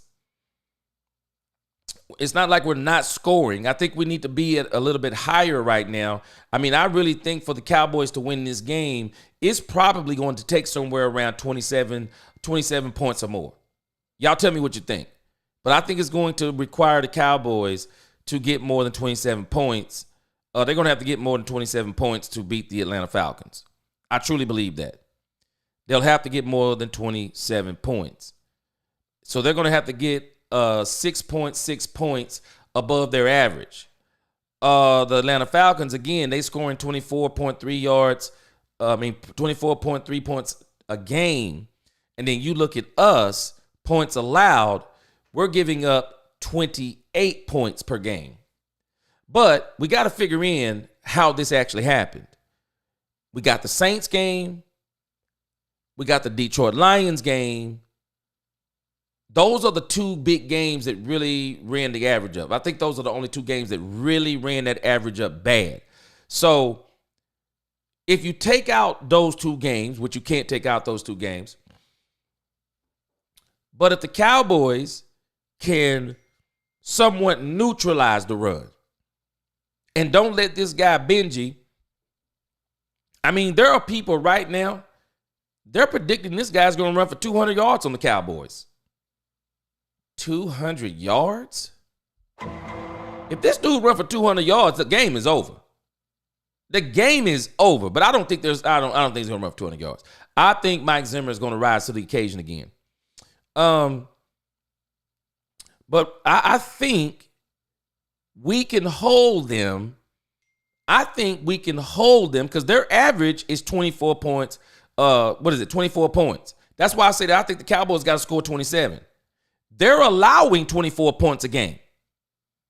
So it's doable that the Cowboys, if they can just add 3 more points, 6 more points, the Cowboys, they should be in this game better than most people expect.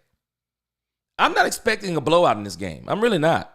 I'm not expecting a blowout. I'm not expecting the Falcons to just come, the Dallas to go to Atlanta and they just get blown out.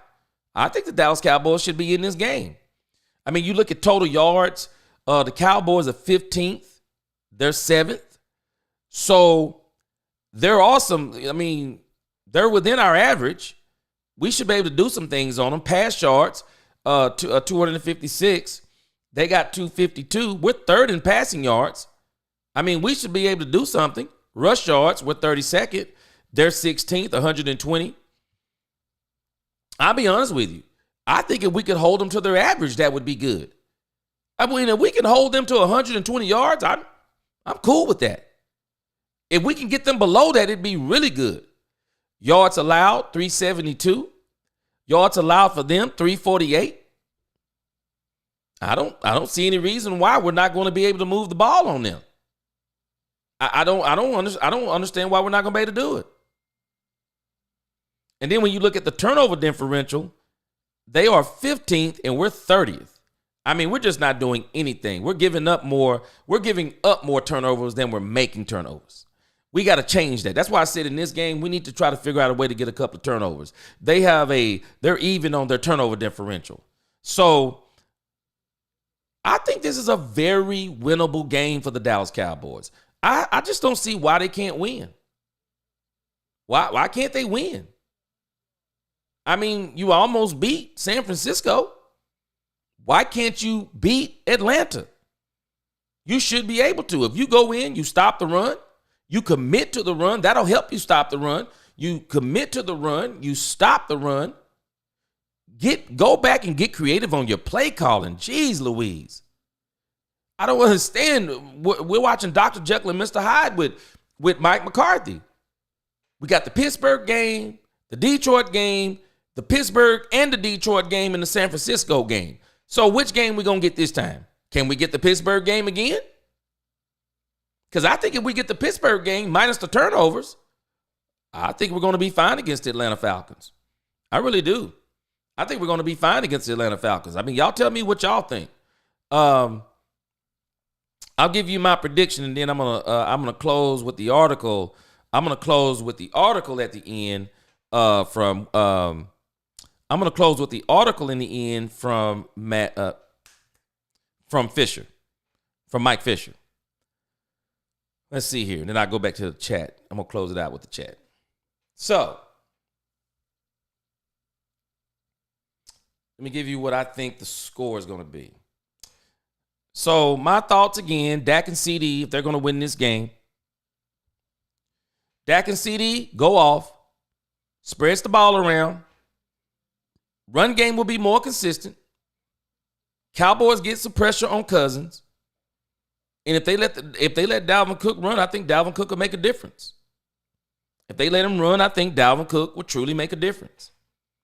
And so I think they got to make their mind up what they're going to do. I don't think the committee stuff is running. Running backs are just like any other position. They need runs. They need runs. They need more than 10. I think they need more than 15. I think if you're going to run them, they need to run the ball, 20, 25 times. And so I want Rico Dowdle. If you're not going to run him 25, let him run 20 times. If you want to run Zeke, let him run 10 times. Work him in that short yardage. Work him in the short passing plays. That way you don't even have to give him 10. But you work him in. Dalvin Cook. I want to see Dalvin Cook with 10 to 12 carries. I really do. I really want to see what he can do.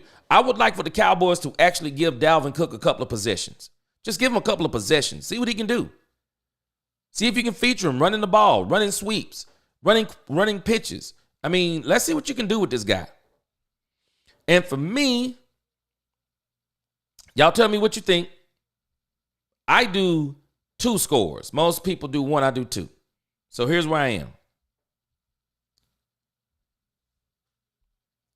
If the Cowboys stop the run, if they stop the run, I believe the Cowboys beats the Falcons 31-21. I think they beat the Falcons 31-21. If Dak doesn't turn the ball over, if they will just stay consistent with the run, they got a lot of opportunities on this defense. They don't do a lot of blitzing. You got a lot of opportunities on this defense to complete some passes. You really do. You can beat this team 31-21. Y'all tell me what y'all think. I'm saying 31-21. But let's go to the other side of this equation. If they don't stop the run, boy, if they don't stop the run, the Falcons are going to run them out of Atlanta. The score is going to be 34-20.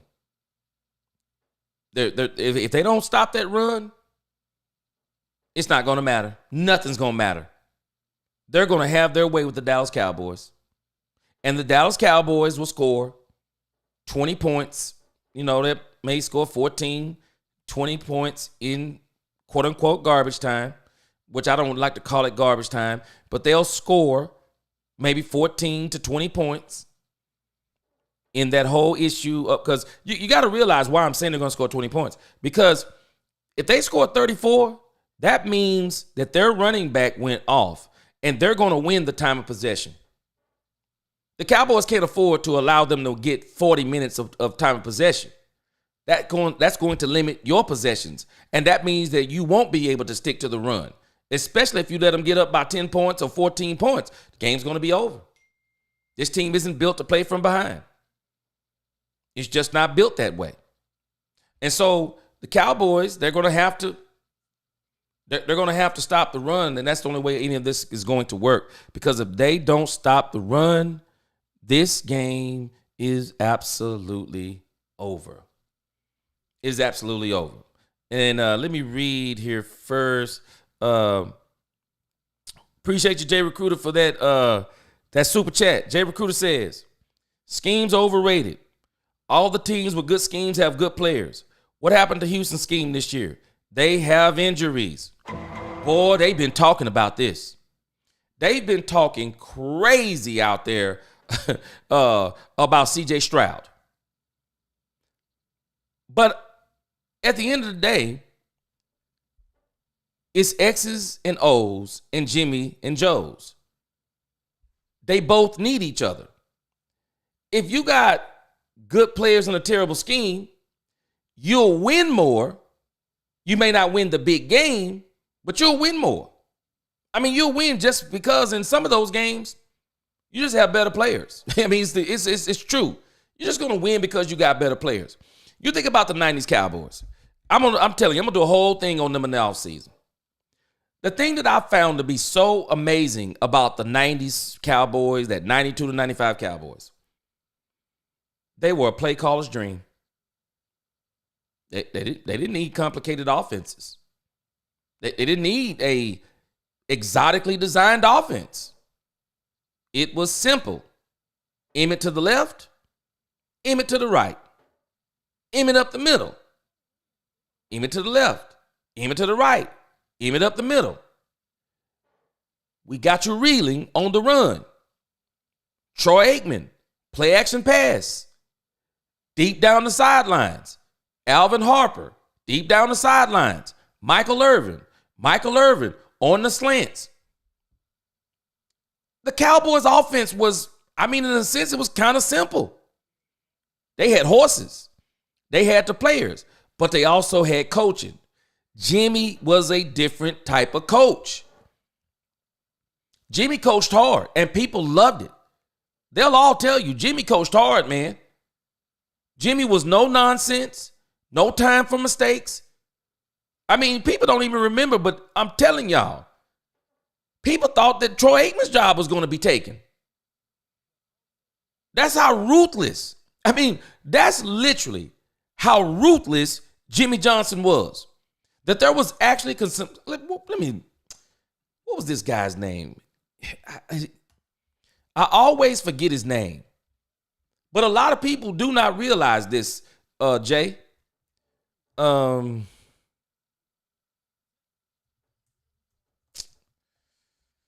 Let's see here. I forgot this guy's name. If y'all got it in the chat, let me know. The quarterback that Jimmy Johnson drafted.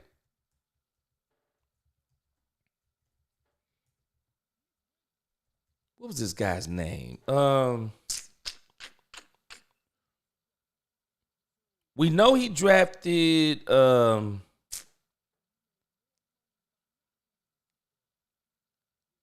We know we got Troy, but there was another quarterback that everybody was mad at that Jimmy drafted.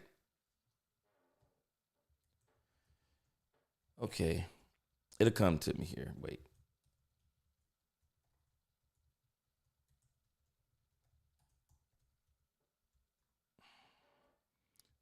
I probably could look in the chat. Nisi probably already have it. What was this guy's name?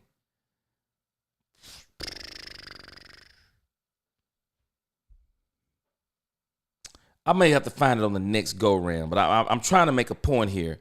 Let me see if y'all got it down here. Okay. Yes. Is it Steve Walsh? I think that's him. Yes.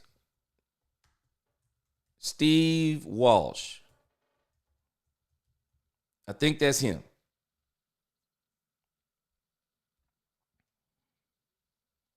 Let me tell y'all how literally ruthless Jimmy Johnson was.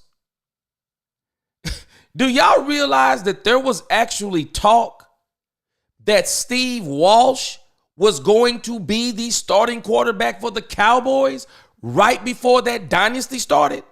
See, a lot of people don't remember the 0-16 Dallas Cowboys that Troy Aikman was the quarterback of. I do. I remember the 1-15 Cowboys, if I'm not mistaken. I remember before the Dallas Cowboys actually took off. I remember those days. And Jimmy went out and got this guy named Steve Walsh. Look at this. Blogging the Boys. I think, Blogging the Boys did a report on this way back in 2005. Look at this. Look what it says. Look at the headline. How Jimmy Johnson almost blew a dynasty. Jimmy was ruthless. I'm telling you, Jimmy was ruthless. Jimmy was a different type of coach, man.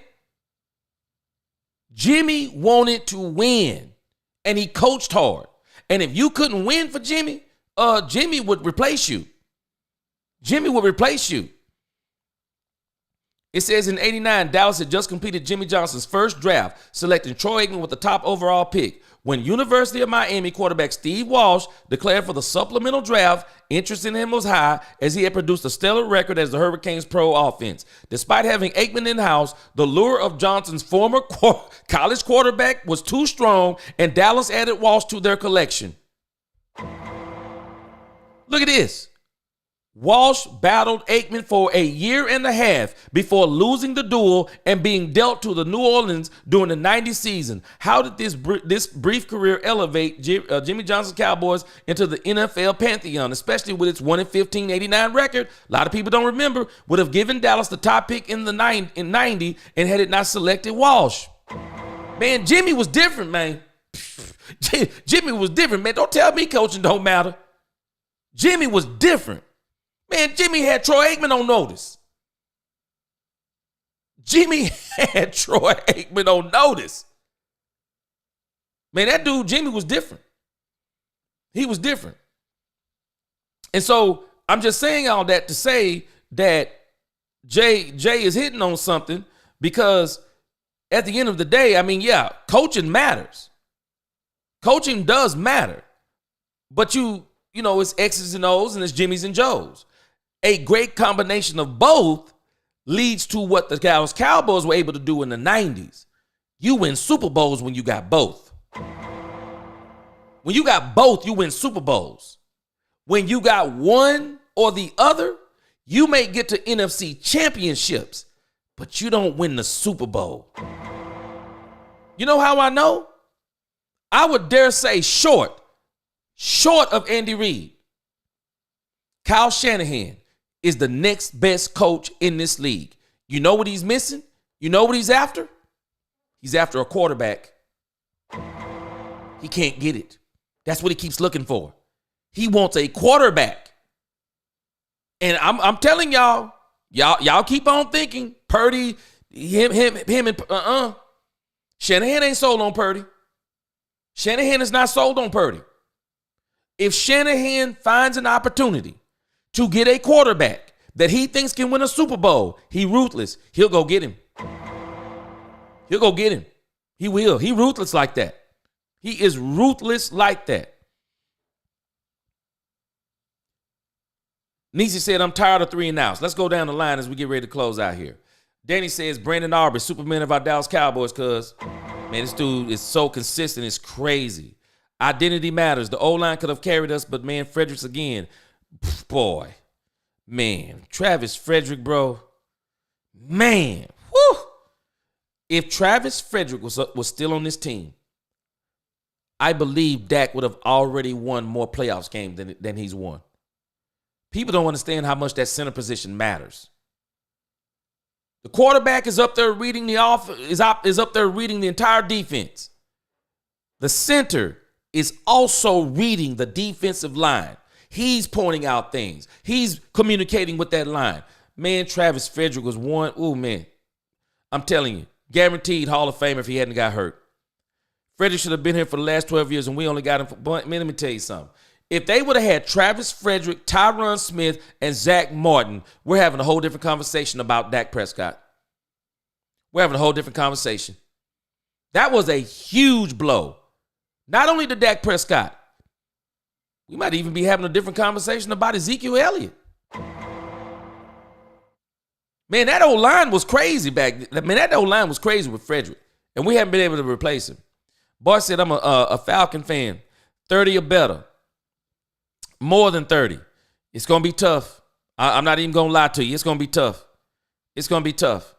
Because if we don't stop the run, I'm just telling you, I'll be back on here Sunday afternoon. I won't be crying, but I'll just tell you what happened. They ran us off the field. They ran us off the field. DFW said, I dislike the Eagles. One thing they do, when things go bad, they will play smash mouth on that O-line. And really, the only thing the Eagles is missing is that they let some of their D-line guys go, because the Eagles was crazy on that D-line. But, yeah, and they missing, I think they missed the one guy. He retired off of their O-line, and they're not quite what they were. But we're going to see what the Eagles are like down the stretch. They're looking pretty good, too. First team to 30 wins. Man, if the Cowboys get to 30, they win. Jay Recruiter, if the Cowboys get to 30, they win the game. Bijan Pitts. Bijan Pitts in London got to be salivating thinking about this game. Man, let me tell y'all something.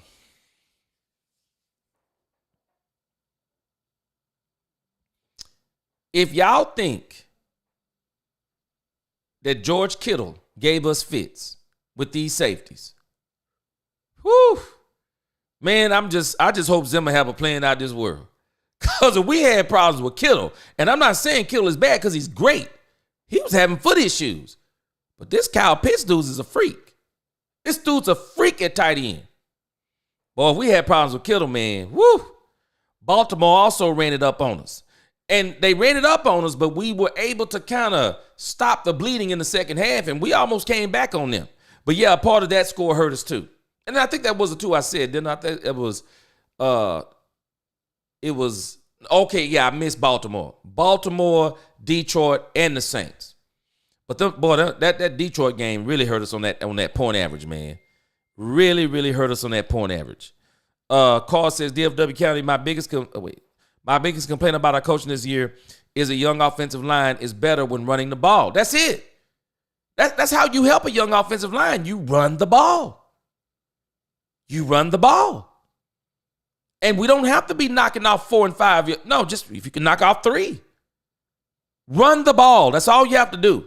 You'll help that team out tremendously. Tremendously. Jimmy Johnson always said, my O-line coach, most important person in the room. Man, Jimmy was different, man. Jimmy Johnson's offensive line coach would take defensive tackles and make them offensive guards because he was that kind of coach. Jimmy was you know what Jimmy was really good at?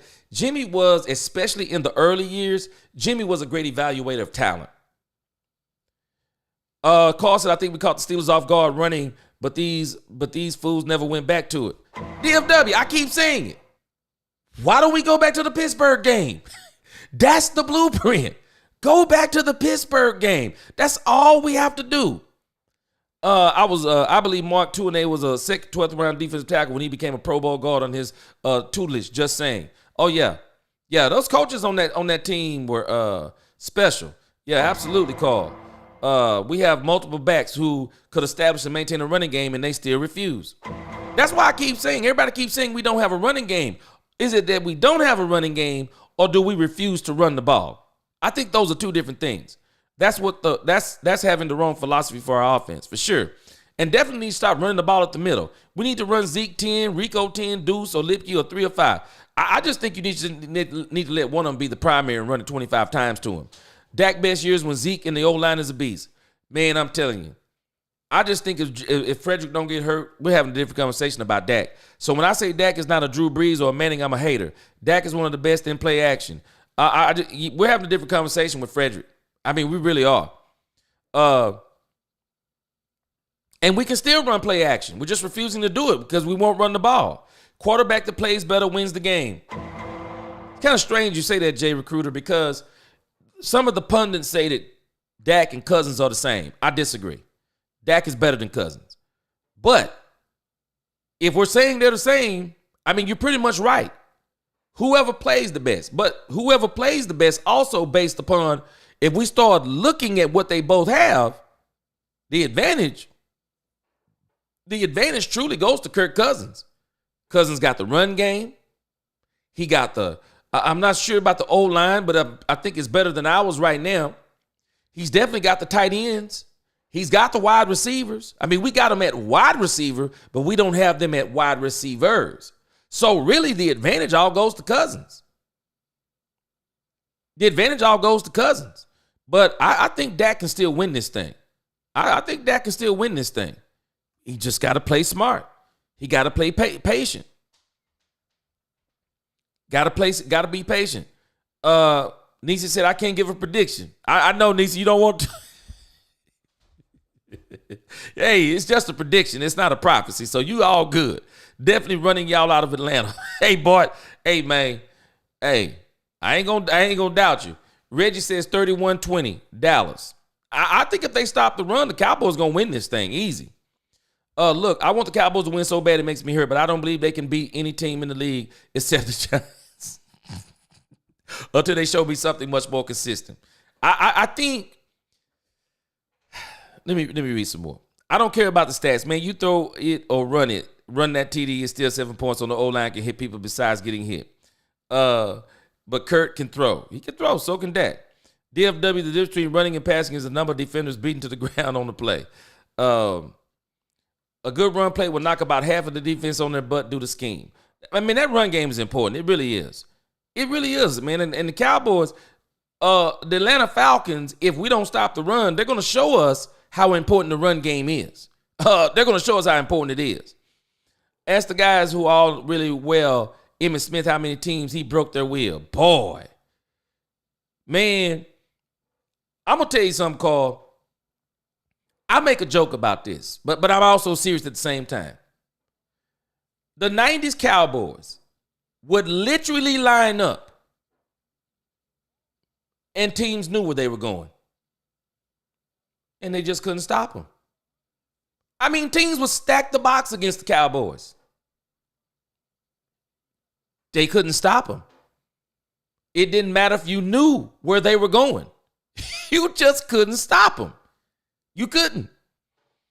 Yeah, I appreciate it. Steve Walsh. Man, that boy gave Troy Aikman fits, boy.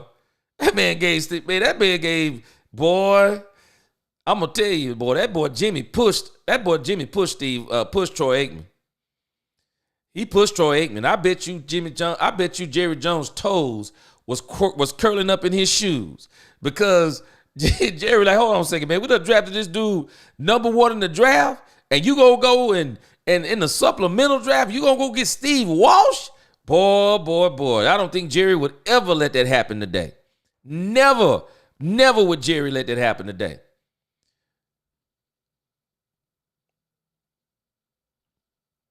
Yeah, he was a supplemental pick. Oh, yeah. You know, at the end of the day, man, Carl and DFW, man, it's just all sports, man. We just having fun. Yeah, correct. Yeah, that Steve Walsh game. I'm telling you, man, it's crazy. But that boy Jimmy, man, he kept people on notice, man. Pretty sure Irvin was on that 1-15 team also. And you know what's crazy, Spider-Man? If I'm not mistaken, Michael Irvin broke his leg. If it wasn't the 0-16, it was the 1-15 season. I mean, that team got off to a very shaky start. It got off to a very shaky start, but it got good real fast. It got good real fast. Let's see. If I'm not mistaken, the greatest, dumbest trade in football history happened in 1989. That team got good fast after that trade. It got good fast. It really did. Got them draft picks. They were willing and dealing with the trades. That team got good fast. And as a matter of fact, I remember, I think it was either Jimmy or Troy talking about that team, and that team actually they arrived a year sooner than everybody thought they were going to arrive. A lot of people didn't think they were supposed to win that 92 one. So they got fast. They got good fast. They really did. And so, yeah, Jimmy had full control of football operations. Spider-Man, he was, yeah. I'm respectful as well. Our fan base, yeah, no doubt. Our fan base so touchy thinking giving Dak a shot that he's not good. My man in speaking thinks I'm trying to say Dak sucks, and that's not true. Always like Dak. No, I think it's kind of like sometimes with Dak is kind of, we find ourselves in tough positions with Dak. And I think it's because we see Dak from different perspectives, and that's fine. I heard some people talking today about Dak Prescott, and I totally disagreed. And I'm going to even say this not just about Dak. I'm going to say this about other quarterbacks too. We talk about what's an elite quarterback. What is an elite quarterback? And I think we're not understanding something about Patrick Mahomes. And I'm not knocking Patrick Mahomes by any stretch of the imagination. But Patrick Mahomes got the opportunity of a lifetime. When you have a skill set like his, and you actually get to go to a winning team, where does that happen? When does a quarterback that good get to go in the first round to a winning team? Lamar Jackson was upset because he was drafted, I think, 31 in his draft. Lamar Jackson should be actually thanking God that he was not drafted in the top 10. Does anybody not realize that if you're a quarterback getting drafted in the top 10 of the draft, you're the number one draft pick, you're in the top 5, you're typically going to a terrible team? Do you know how many great quarterbacks or could have been great quarterbacks who could have been possibly elite quarterbacks that go in the first 5 picks of the draft? And where are they now? Where are they now? Because they typically go to a sorry team. They go to a team that's rebuilding. They go to a team that's the coach is getting fired. He's fired the season before. He's getting fired this season. I mean, they go to a team to where it's in total chaos. I even say Dak Prescott. Dak Prescott, I wonder if he thanks God. We talked about it yesterday. They go back now and they said right now, these guys all go back and they went back and revisited that draft. They said Dak Prescott should have been now, just looking back, Dak Prescott should have been a late first round draft pick. A late first rounder, top of the second. But a lot of them are saying first round. Could y'all imagine that Dak Prescott went to in the first round? Well, who did it went to? The Dallas Cowboys were a pretty good team. That was Romo's team. That was supposed to be Romo's Super Bowl team. Dak Prescott got on that team and was not supposed to play for 3 or 4 years and was actually supposed to be a backup. I wonder if he thanks God for being able to go on a team that was good when he got there. This right now is Dak's worst team ever. And so when we start talking about elite quarterbacks, what are we really talking about? What makes an elite quarterback? Is he elite because he's successful with no weapons? Is he elite because he's successful with weapons? Because if we really want to go down this road, and we're not going to go down it in the regular season, but if we go down it, I'm going to go down it in the offseason. Tell me who your most elite quarterback is. Y'all tell me who your most elite quarterback is. I'm moving down towards the bottom here. Y'all tell me who your most elite quarterback is. Nisi says, boy, we talk about the blockbuster trade with Micah. Jerry could trade Dak to San Francisco for 2 first-rounders and a third. Nisi, are you looking for the Herschel Walker trade? Here it is.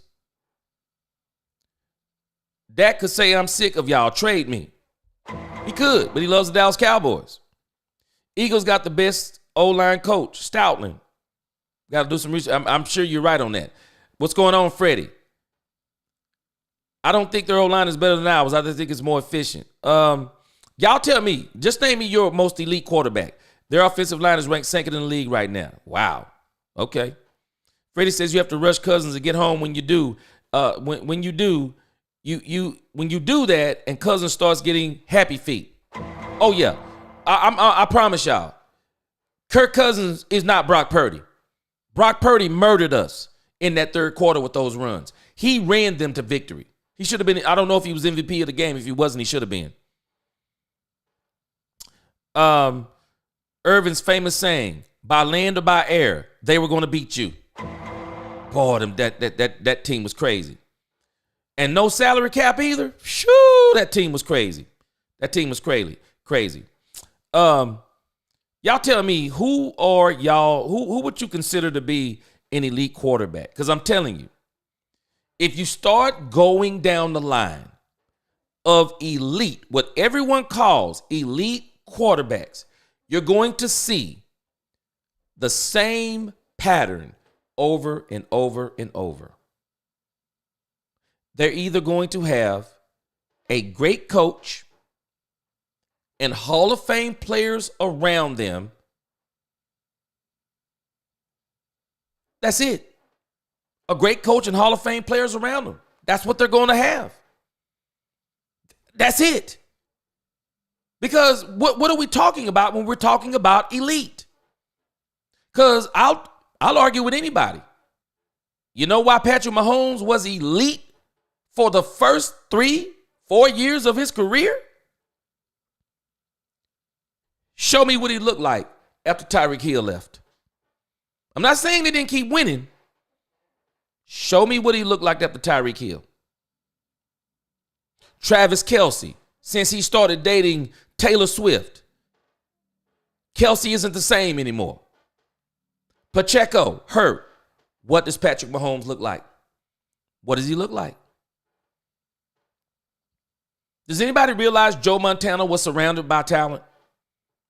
Joe Montana arguably had one of the best quarterbacks, one of the best coaches in NFL history. Bill Walsh is the architect of the West Coast offense. Name me anybody. You can name me any elite quarterback, and I'm going to show you that elite quarterback. I'm going to show you who he played with. Does anybody not realize John Elway was a total failure before Terrell Davis came to town? And Mike Shanahan with that running game, man, I'm telling you, Terrell Davis for 2 years. This man is in the Hall of Fame, Terrell Davis, not for a career, but for about 4 years. Terrell Davis is in the Hall of Fame. That man ran John Elway into the Super Bowl. Every elite quarterback out there, I'm telling you, all these elite quarterbacks we talk about, and that's why when people start talking about Dak Prescott, is he elite, top, whatever the case may be, we're talking about. Do we really know what we're talking about? Do y'all know nobody that nobody other than probably some diehard Dallas Cowboy fans?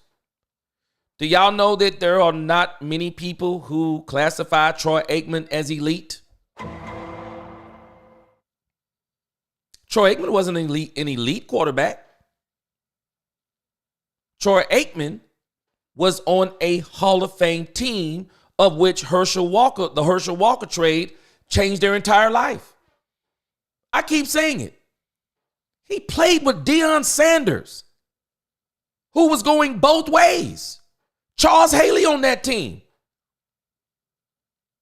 I mean, we've had quarterbacks that were not elite, that played on teams with great coaching and Hall of Fame players around them, and they won the Super Bowl. Trent Dilfer, anybody? Y'all tell me if Trent Dilfer is elite. Tell me.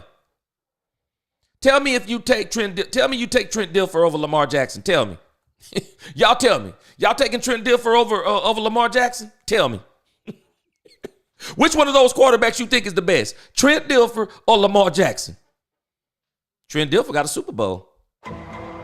Is he elite? Russell Wilson. He went to a team that was already good. Russell Wilson, do we classify him as elite? What are we talking about really when we're talking about elite? I mean, we start talking about these things. Oh, no, 70s. No, he wasn't a bus driver. And even if he was, I mean, he's driving a bus that has Hall of Fame players on it. But what I'm saying is about Troy. Look at Troy before weapons. Look at Troy after weapons. Because Troy before weapons, Steve Walsh is battling him for the job for a year and a half. He finally beats out Steve Walsh, and some people say, did he really beat him out? But I digress. Troy Aikman with weapons is different than Troy Aikman without weapons. I want y'all to think about this. We're talking about elite quarterbacks. I'm going on some stuff, but I got in what I want to get in. I'm going to tell y'all about a quarterback that people don't give enough credit to. And this man was an absolute monster. His name was Jim Kelly. Does anybody know Jim Kelly? Does anybody remember who Jim Kelly played for? Jim Kelly played for the Buffalo Bills. Do y'all know what the Buffalo Bills pulled off that is still unprecedented? The Buffalo Bills. People talk about the fact they lost 4 straight Super Bowls.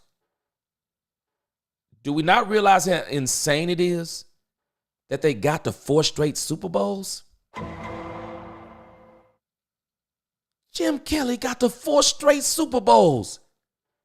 And had he not ran up against a super team in the Cowboys twice, maybe he gets one of them.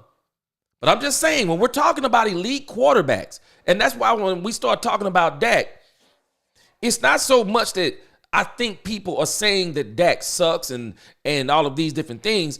I just think the perspective people have on Dak Prescott isn't quite right.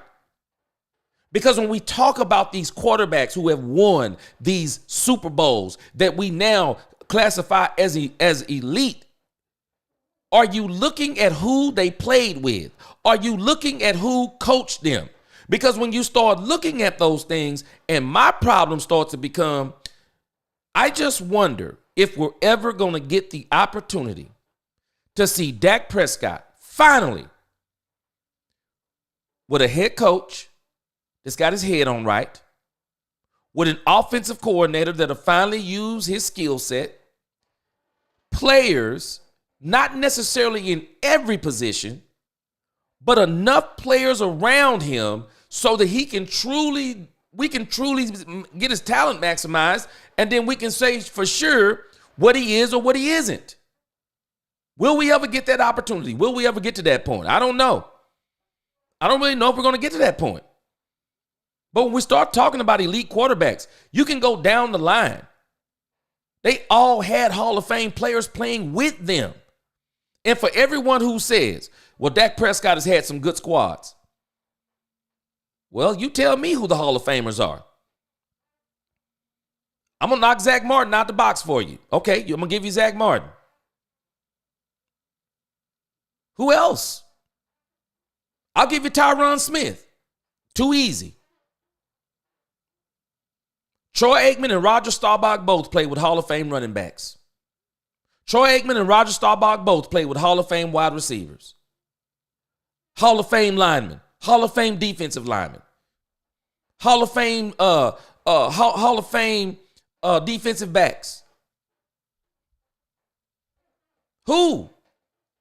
I mean, I know we're talking good. Okay, yeah, we're talking about, oh, yeah, they got some all, okay, got some all pros. Do they got some Hall of Famers that Dak Prescott has played with? Travis Frederick would have been one of them. But he, of course, we know what happened to him. But the Cowboys are not doing what they've done in the past that really made them this elite team.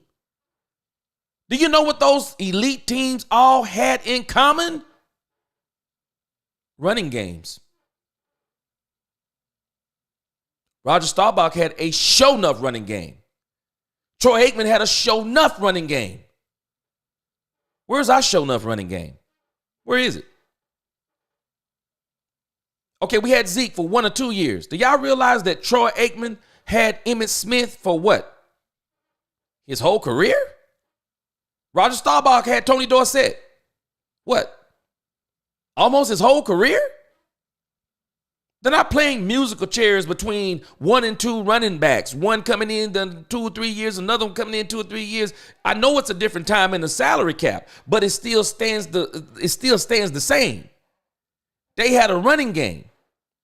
And teams in this era have shown you can have a running game in this era. You just got to commit to it. Even if you're getting a new running back every 4 or 5 years, you can do it. You just have to commit to it. So when we start talking about elite quarterbacks, I mean, what are we really talking about? And I'll say it again. There was a true, in my opinion, elite quarterback, but even he had elite coaching. Dan Marino. But I look back now, maybe if Dan Marino would have had a running game, maybe he wouldn't have got to just 1 Super Bowl. What is great as he of a passer that he was, prolific passer that he was. He had a running game. Maybe he'd have got to more than 1 Super Bowl. So that's why I said when we start talking about elite, man, I just think we're talking from different perspectives. If Trent Dilfer can win a Super Bowl and Dak Prescott is better than Trent Dilfer, Dak Prescott can win a Super Bowl too. He can win a Super Bowl too. And I do think that Dak has top 5 talent. I think when you start talking about elite talent, I mean, you're saying, okay, him and then everybody else. But we're not even giving Dak Prescott's career, an entire career to play out. I mean, we're just saying right now. I showed yesterday. I mean, Peyton Manning, look how long it took him to get that championship. You can go down the line, Drew Brees, a lot of these guys, it took them time to do it. We've been spoiled because we're watching these young guys come in and they're putting these super teams around them, putting great coaching around them, and they're winning Super Bowls on rookie contracts like Russell Wilson did. I mean, we're watching this stuff. And we get spoiled and think, okay, our quarterback's not doing that. He's not any good. No, the situation is different. The situation is different. Big Ben did it for the Pittsburgh Steelers. He came into pretty much a winning situation. He didn't take them to those Super Bowls. They ran into those Super Bowls. Their defense was really good. So when we start talking about elite, we got to just be thinking different. Tom Brady. Was Tom Brady elite in the first 3 Super Bowls? Nope. Tom Brady was elite in a stretch of those Super Bowls. And then there are a couple of those Super Bowls, especially the ones that he got beat.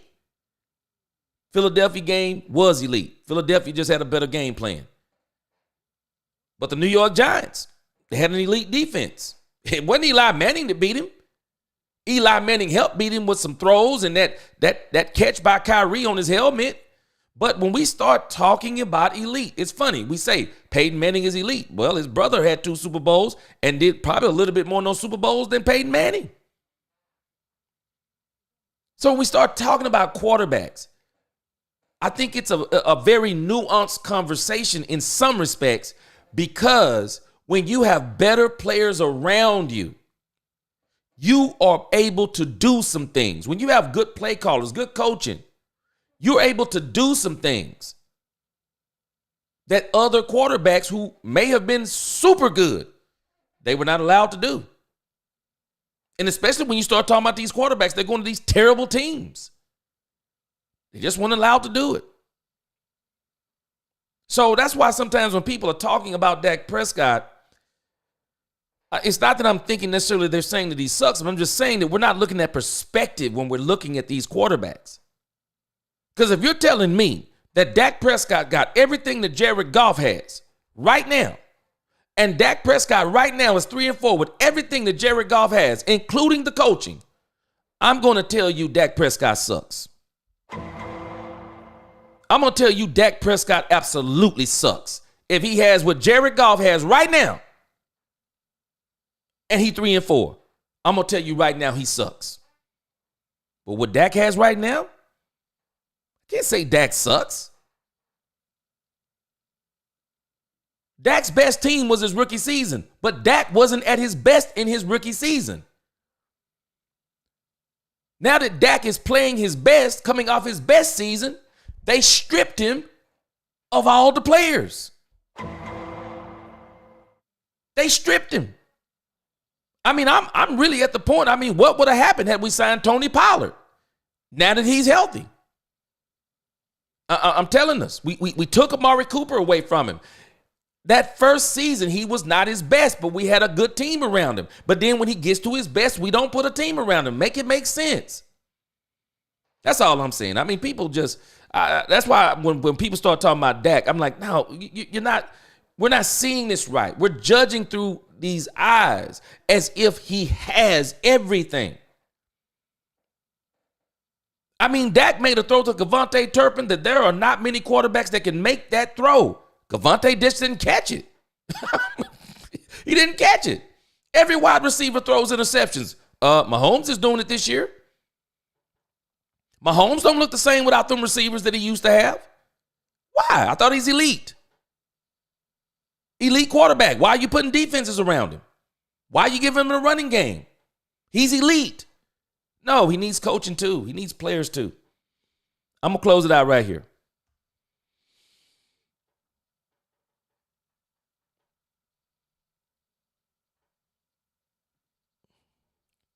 Jay Recruiter said Eli was elite.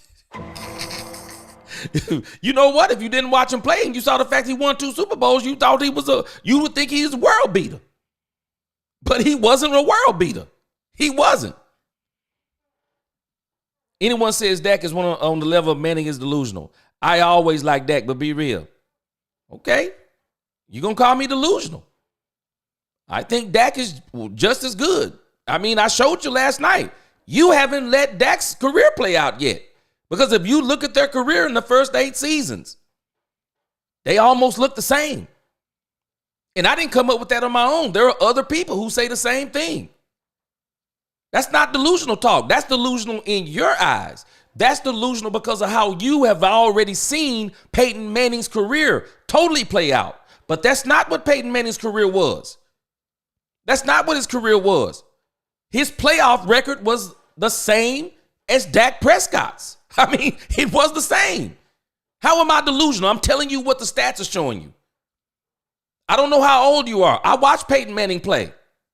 I watched him. Peyton Manning himself has talked about how great Dak Prescott plays the quarterback position. Why do you think Peyton Manning is saying that? Peyton Manning sees how cerebral Dak Prescott is, and he appreciates it because Dak Prescott does a lot of the similar things that Peyton Manning used to do at the line. He looks at the line. He looks at the defense. He's making adjustments. The problem is now Dak don't have the players to make the adjustments the way he wants to. Everyone, how many do Hall of Fame quarterbacks Archie Manning, Warren Moon, Dan Fouts, Jim Kelly, Dan Marino have? Freddie Morales, you hitting it right on the head. Boom. Boom. Now, Freddie, would we consider those quarterbacks to be elite? What makes them elite? Because them dudes were highly skilled. Highly skilled. Archie Manning was on continuous losing teams. He was great. But would he be called elite? Nobody called him elite. Why? Because he didn't win. Warren Moon, great quarterback. Great quarterback. Prototypical quarterback. A lot of people. There's some people that call him elite. But did he get the Super Bowls? Dan Fouts. Boy, you just reminded me, Freddie. I don't know how old some of y'all are, but I used to love to watch Dan Fouts throw the ball. Dan Fouts was crazy with it. Dan Fouts was crazy with it. Guess what? No Super Bowls. Jim Kelly, 4 in a row. No Super Bowls. Dan Marino, 1 Super Bowl, didn't win. Was he elite or not? That's why I'm saying when we start talking this talk and we start talking about delusional talk, as you're saying, no, I'm telling you the truth. I'm telling you facts. I'm telling you what I see. I watch Peyton Manning play. I'm not no 20-year-old kid. I watch Peyton Manning play. I'm watching Dak Prescott play. And Peyton Manning even, guess what? 10 times better weapons around him than Dak Prescott has had. Way better weapons around him than Dak Prescott has had. Way better coaching than Dak Prescott has had.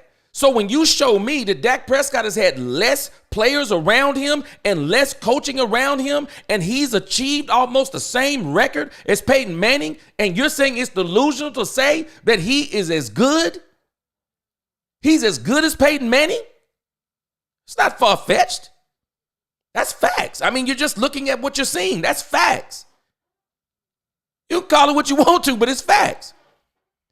Carl says, I would have loved for Dakota Prescott to have had a good quarterback coach for 2 consecutive years in his rookie and sophomore season.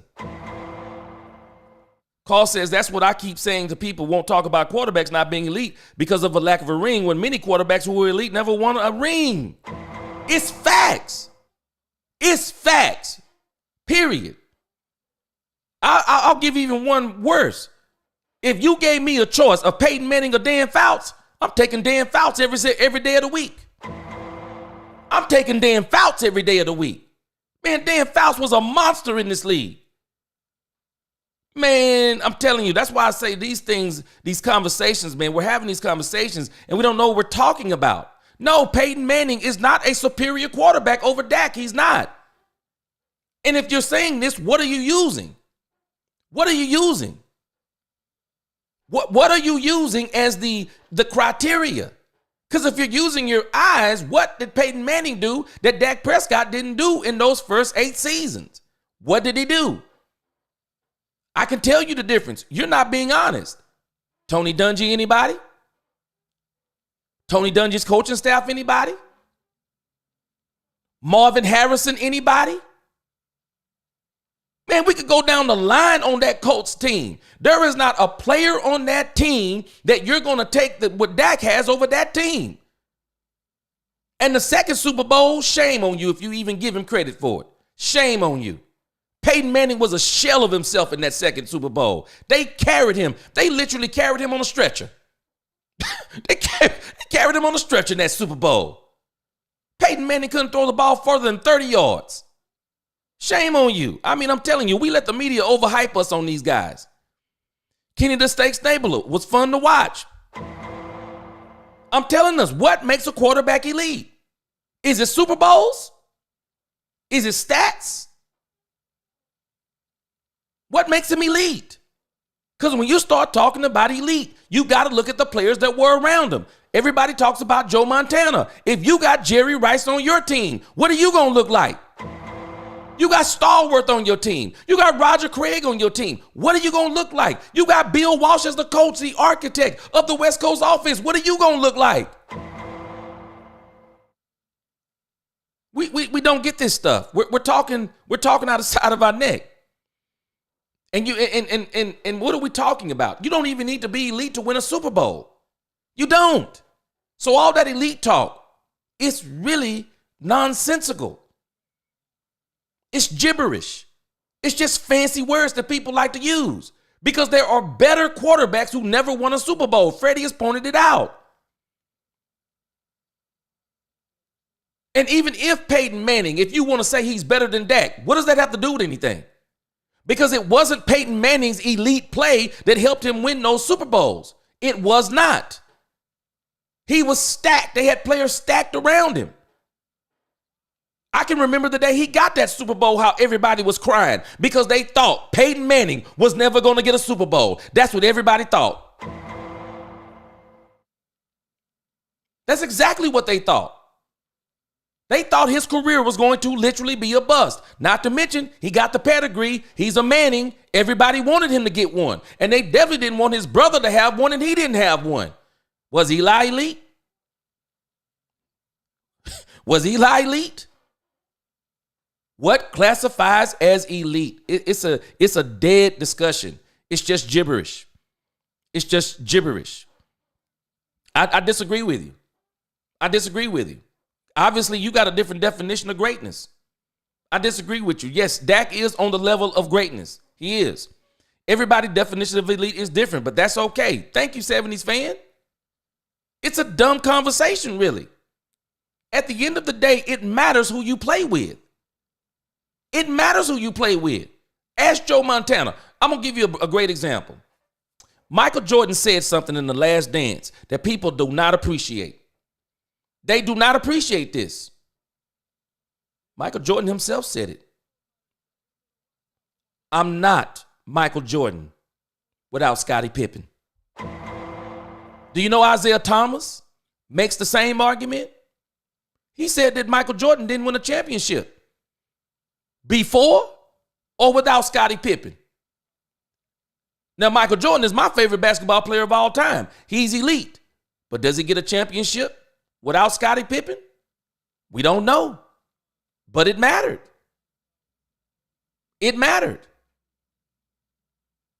It absolutely matters who you play with. And people, it's crazy when people start having these conversations. Sadiqa says, I'm late in tumbling to your channel, but I just subscribed. Appreciate you.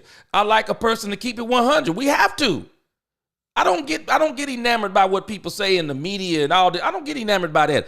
I know what I'm seeing. I watched Peyton Manning play. I watched him play. And I'm also listening when he's talking about Dak Prescott. And Peyton Manning was calling Dak Prescott low-key elite. He was. When Peyton Manning says you're cerebral, that's saying something. Now, you're talking about Peyton Manning, but Peyton Manning talking about Dak Prescott. I don't get with those conversations. Sadiq, I'm telling us, Michael Jordan said it. And we would have been having these conversations about Michael Jordan being, yeah, he's elite, but he never won a championship. And so guess what? He's not in the conversation no more. But because he got those championships and he was elite, but he needed a player. Oh, guess what else happened to Michael Jordan? Phil Jackson. Does Michael Jordan win those championships without Phil Jackson? You don't think coaching matters? It matters. It matters 100%. It matters who you play with. It matters who coaches you. It matters. It matters. And people don't understand. These are circular. It doesn't make sense. I'm telling us. This narrative is getting old. You're saying the same thing as yesterday. It was proved to you statistically. Let it go. It's right there, Spider-Man. What's the criteria that he's using? We got to let Dak's career play out before we start talking about what he was or what he wasn't.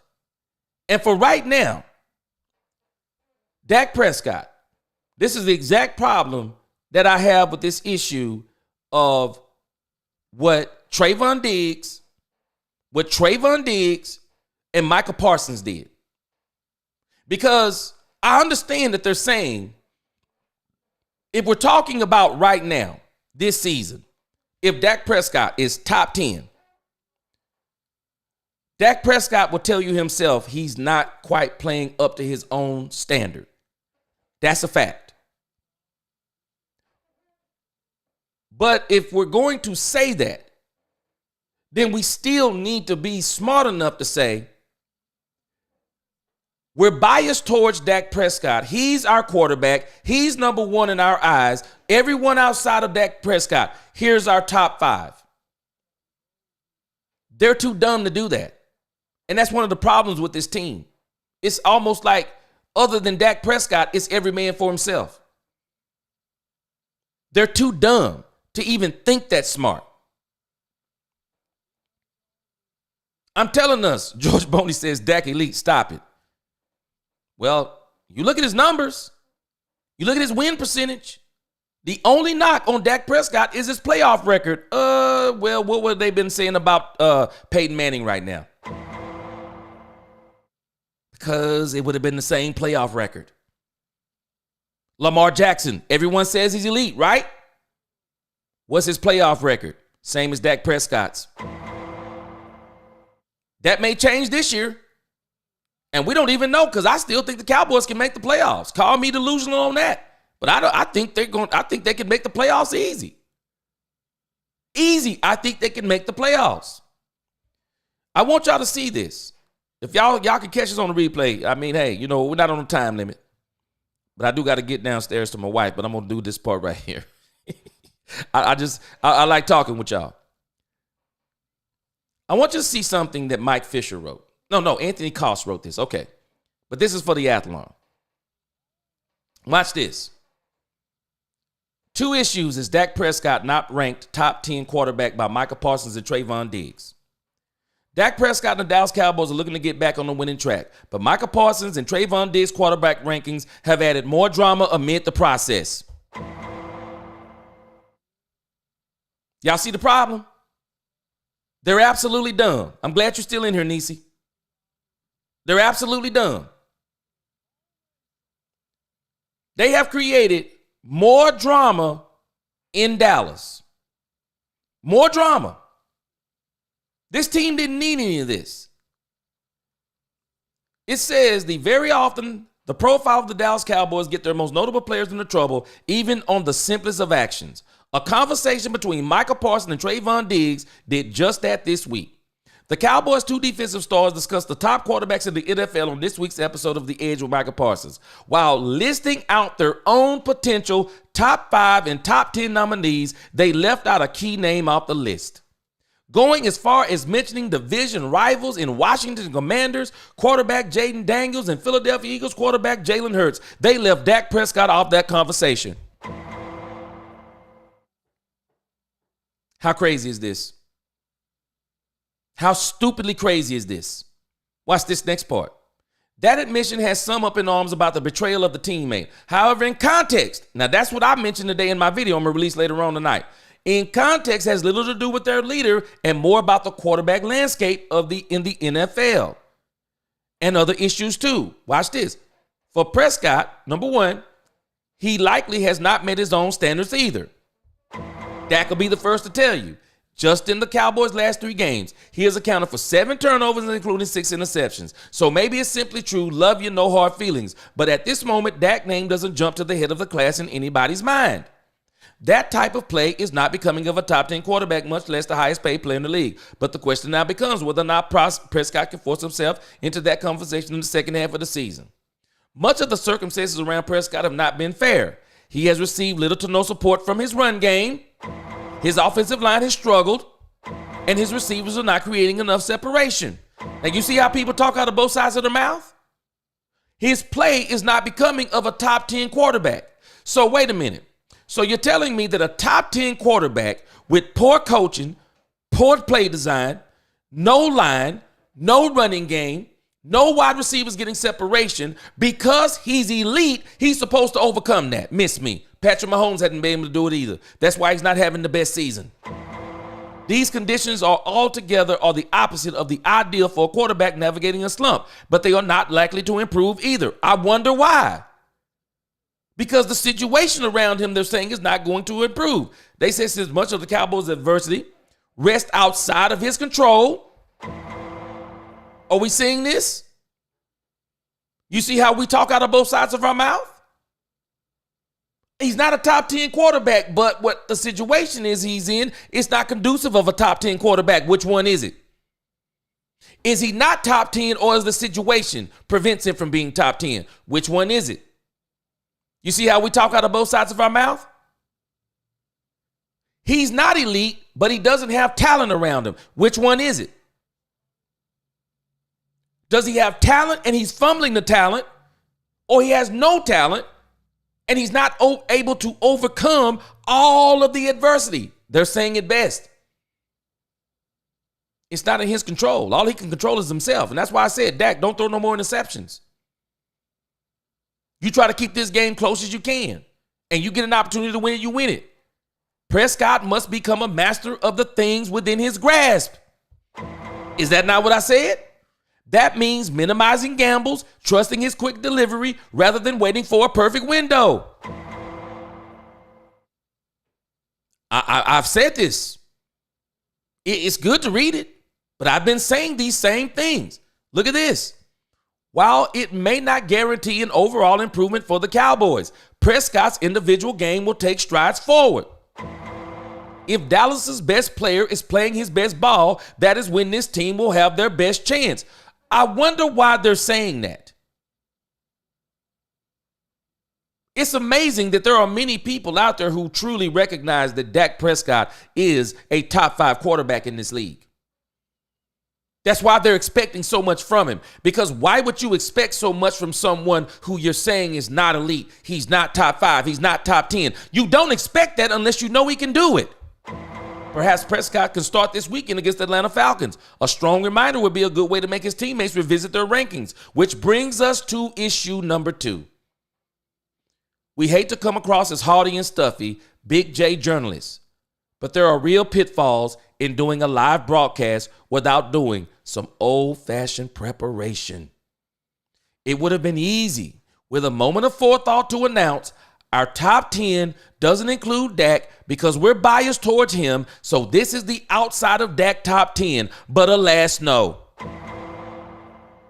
You see how stupid they were? Micah and Trevon were winging it and exposing themselves to be well short of being broadcast professionals in the process. We're not telling them to shut up and catch the ball, shut up and run the ball, shut up and tackle. That's not what we're saying. At least that's not what I'm saying. You just got to be smarter than this. This is stupid. This is stupid. And even this is why they don't need to be having these conversations. We keep going around in a circle of motion. DFW doesn't believe whatever he believes. You can go against all the numbers you want to. You can go against all the facts that I've given you, but they are facts and you can't change them. Facts don't care about feelings. Facts don't care about opinions. Facts don't care about emotions. I've given you the facts. You can't show me anything other than you watching Peyton Manning's entire career play out. And shame on you if you say the last part of his career was even anything remotely good. It was a travesty. They were literally toting this man out on the field on a stretcher. That neck injury maimed him, and he was no good. He was hardly no good those last few seasons. But you're talking about a man who you watched his whole career versus a young man who hasn't even finished his career. Can we let him finish his career? Because a lot of quarterbacks aren't considered elite until we see the end of their career. Elway is not Elway unless Terrell Davis changes his life and gets him 2 Super Bowls. Elway is looked at totally different because of those 2 Super Bowls. And Elway was an absolute beast. He was a beast. But no one was going to give him that credit until he got those Super Bowls. You need players around you. You need coaching around you. And even if you don't need the coaching, the players around you probably need the coaching. Because the elite players, that's why they're called elite. That's why they're called elite. Freddie's been alluding to it. The elite players don't need the coaching. But the players around the elite player, that's why he's elite. They need the coaching. Teams need coaching. You got to watch a person's career, the end of the career. Because if you look at the first few seasons, Dak Prescott and Peyton Manning, they look eerily the same. You go and look at Drew Brees. Law Nation Sports was making the same argument today about Drew Brees and Tony Romo. People can say anything they want to about Tony Romo, but I'm telling you, I would have loved to see Tony Romo and Dak Prescott with the same type of team that Troy Aikman had. Man, Tony Romo was a super athlete. Tony Romo would have ate with them 90s Cowboys. Dak Prescott would eat with those 90s Cowboys. That's not a knock on Troy. But people don't understand how good Tony Romo and Dak Prescott has been for this franchise after Troy Aikman. With less weapons, less coaching, and playing in a salary cap era when Troy Aikman didn't play in it. Tony Romo, I'm telling you, I like Dak Prescott better than Tony Romo. But Tony Romo was an absolute monster, man. That dude was a monster. He just didn't have it all together around him all the time, just like Dak Prescott. Don't have it all together around him all the time. Man, this stuff matters. We're crazy if we think it don't matter. It's crazy. Let the man's career play out. Let the man's career play out. Carl says every other team has had both in multiple seasons. You better believe they have. What's up, little Dallas Cowboy? Dude, Dak had the great talent surrounding him. Nah, he ain't had great. He ain't had great. He ain't had great. I'm not going with you on that. Great is what Troy Aikman had. Great is what Pat Mahomes has had. Dak Prescott has had some great talent around him, but it ain't been great. I'm not giving you that one, brother. Nisa said, wow, that article was super burned. Micah, side note, he questioned your future broadcasting career. You better say it. Nisi. Little Dallas Cowboys, let me tell you that he has had a great talent in one successful season with poor coaching and bad defensive coordinator who has failed everywhere else he has ever been. Man, people don't get this stuff. I can't even do it, man. I just can't do this all night with folks. That's what I've been trying to tell you. We ain't never had the talent of any other team. They just want us to exceed our talent level. They're still saying that about Dak Prescott. That Dak Prescott should exceed his talent level. That he don't have these people around him. So my question becomes, he's not elite, but you're saying he needs to be elite? Make it make sense. Make it make sense. He's not elite, but he needs to be elite. It's just circular. It doesn't make sense. It just doesn't make sense. It doesn't make sense. Put Romo on and Dak on them 90s Cowboys and they win 3 Super Bowls in a row. Woo, I'm telling you, man. I like Dak better than Tony. But boy, let me tell y'all something. Tony Romo was a monster, man. They just couldn't quite get him under control. And then when he finally got to that maturity level, that year that they had Green Bay, that year they had DeMarco Murray, the catch, Tony Romo matured right in front of our eyes. They went out and got Ezekiel Elliott for him. That was not for Dak Prescott. They went out and got Ezekiel Elliott for him. Broke his tailbone. In the story for Tony Romo. But if Tony Romo would have got a ring, the whole conversation around Tony Romo would have been different too. That's going to do it for me, guys. That's going to be my time. I spent way more time than I wanted to, but I don't mind rocking with y'all. You know, it's great conversations around the Cowboys. I gave y'all my prediction. I think the Cowboys, I'm actually leaning towards the Cowboys winning this game. I mean, come on, y'all. Somewhere it's going to have to give. I mean, somewhere, guys, are we not going to have to win a Super Bowl? Are we not going to win a game somewhere? Y'all help me out. Surely. This team has got to stop losing somewhere. Do y'all not agree? This team has got to stop losing somewhere. It does. So when is it going to stop losing? We almost pulled it off against the San Francisco 49ers. We fell short on the last drive. We messed up in the third quarter. But we ought to feel a little bit relieved because we saw some good things, didn't we? We saw some good things in that first quarter. We pressed a little bit, made a mistake at the end of the first half. We saw some good things in the fourth quarter. The third quarter got away from us. But I think we saw some good things. We saw Dr. Jekyll and Mr. Hyde as it applies to Mike McCarthy. if Mike McCarthy will just go back to that Pittsburgh game. Look at what he did good in that Pittsburgh game. Look at what he did in the fourth quarter against the San Francisco 49ers. Take that into this game. Why can't they win? I believe they can win. I believe Dak Prescott, no matter what's going on upstairs, I believe Dak Prescott is tired of losing. Dak Prescott is tired of losing.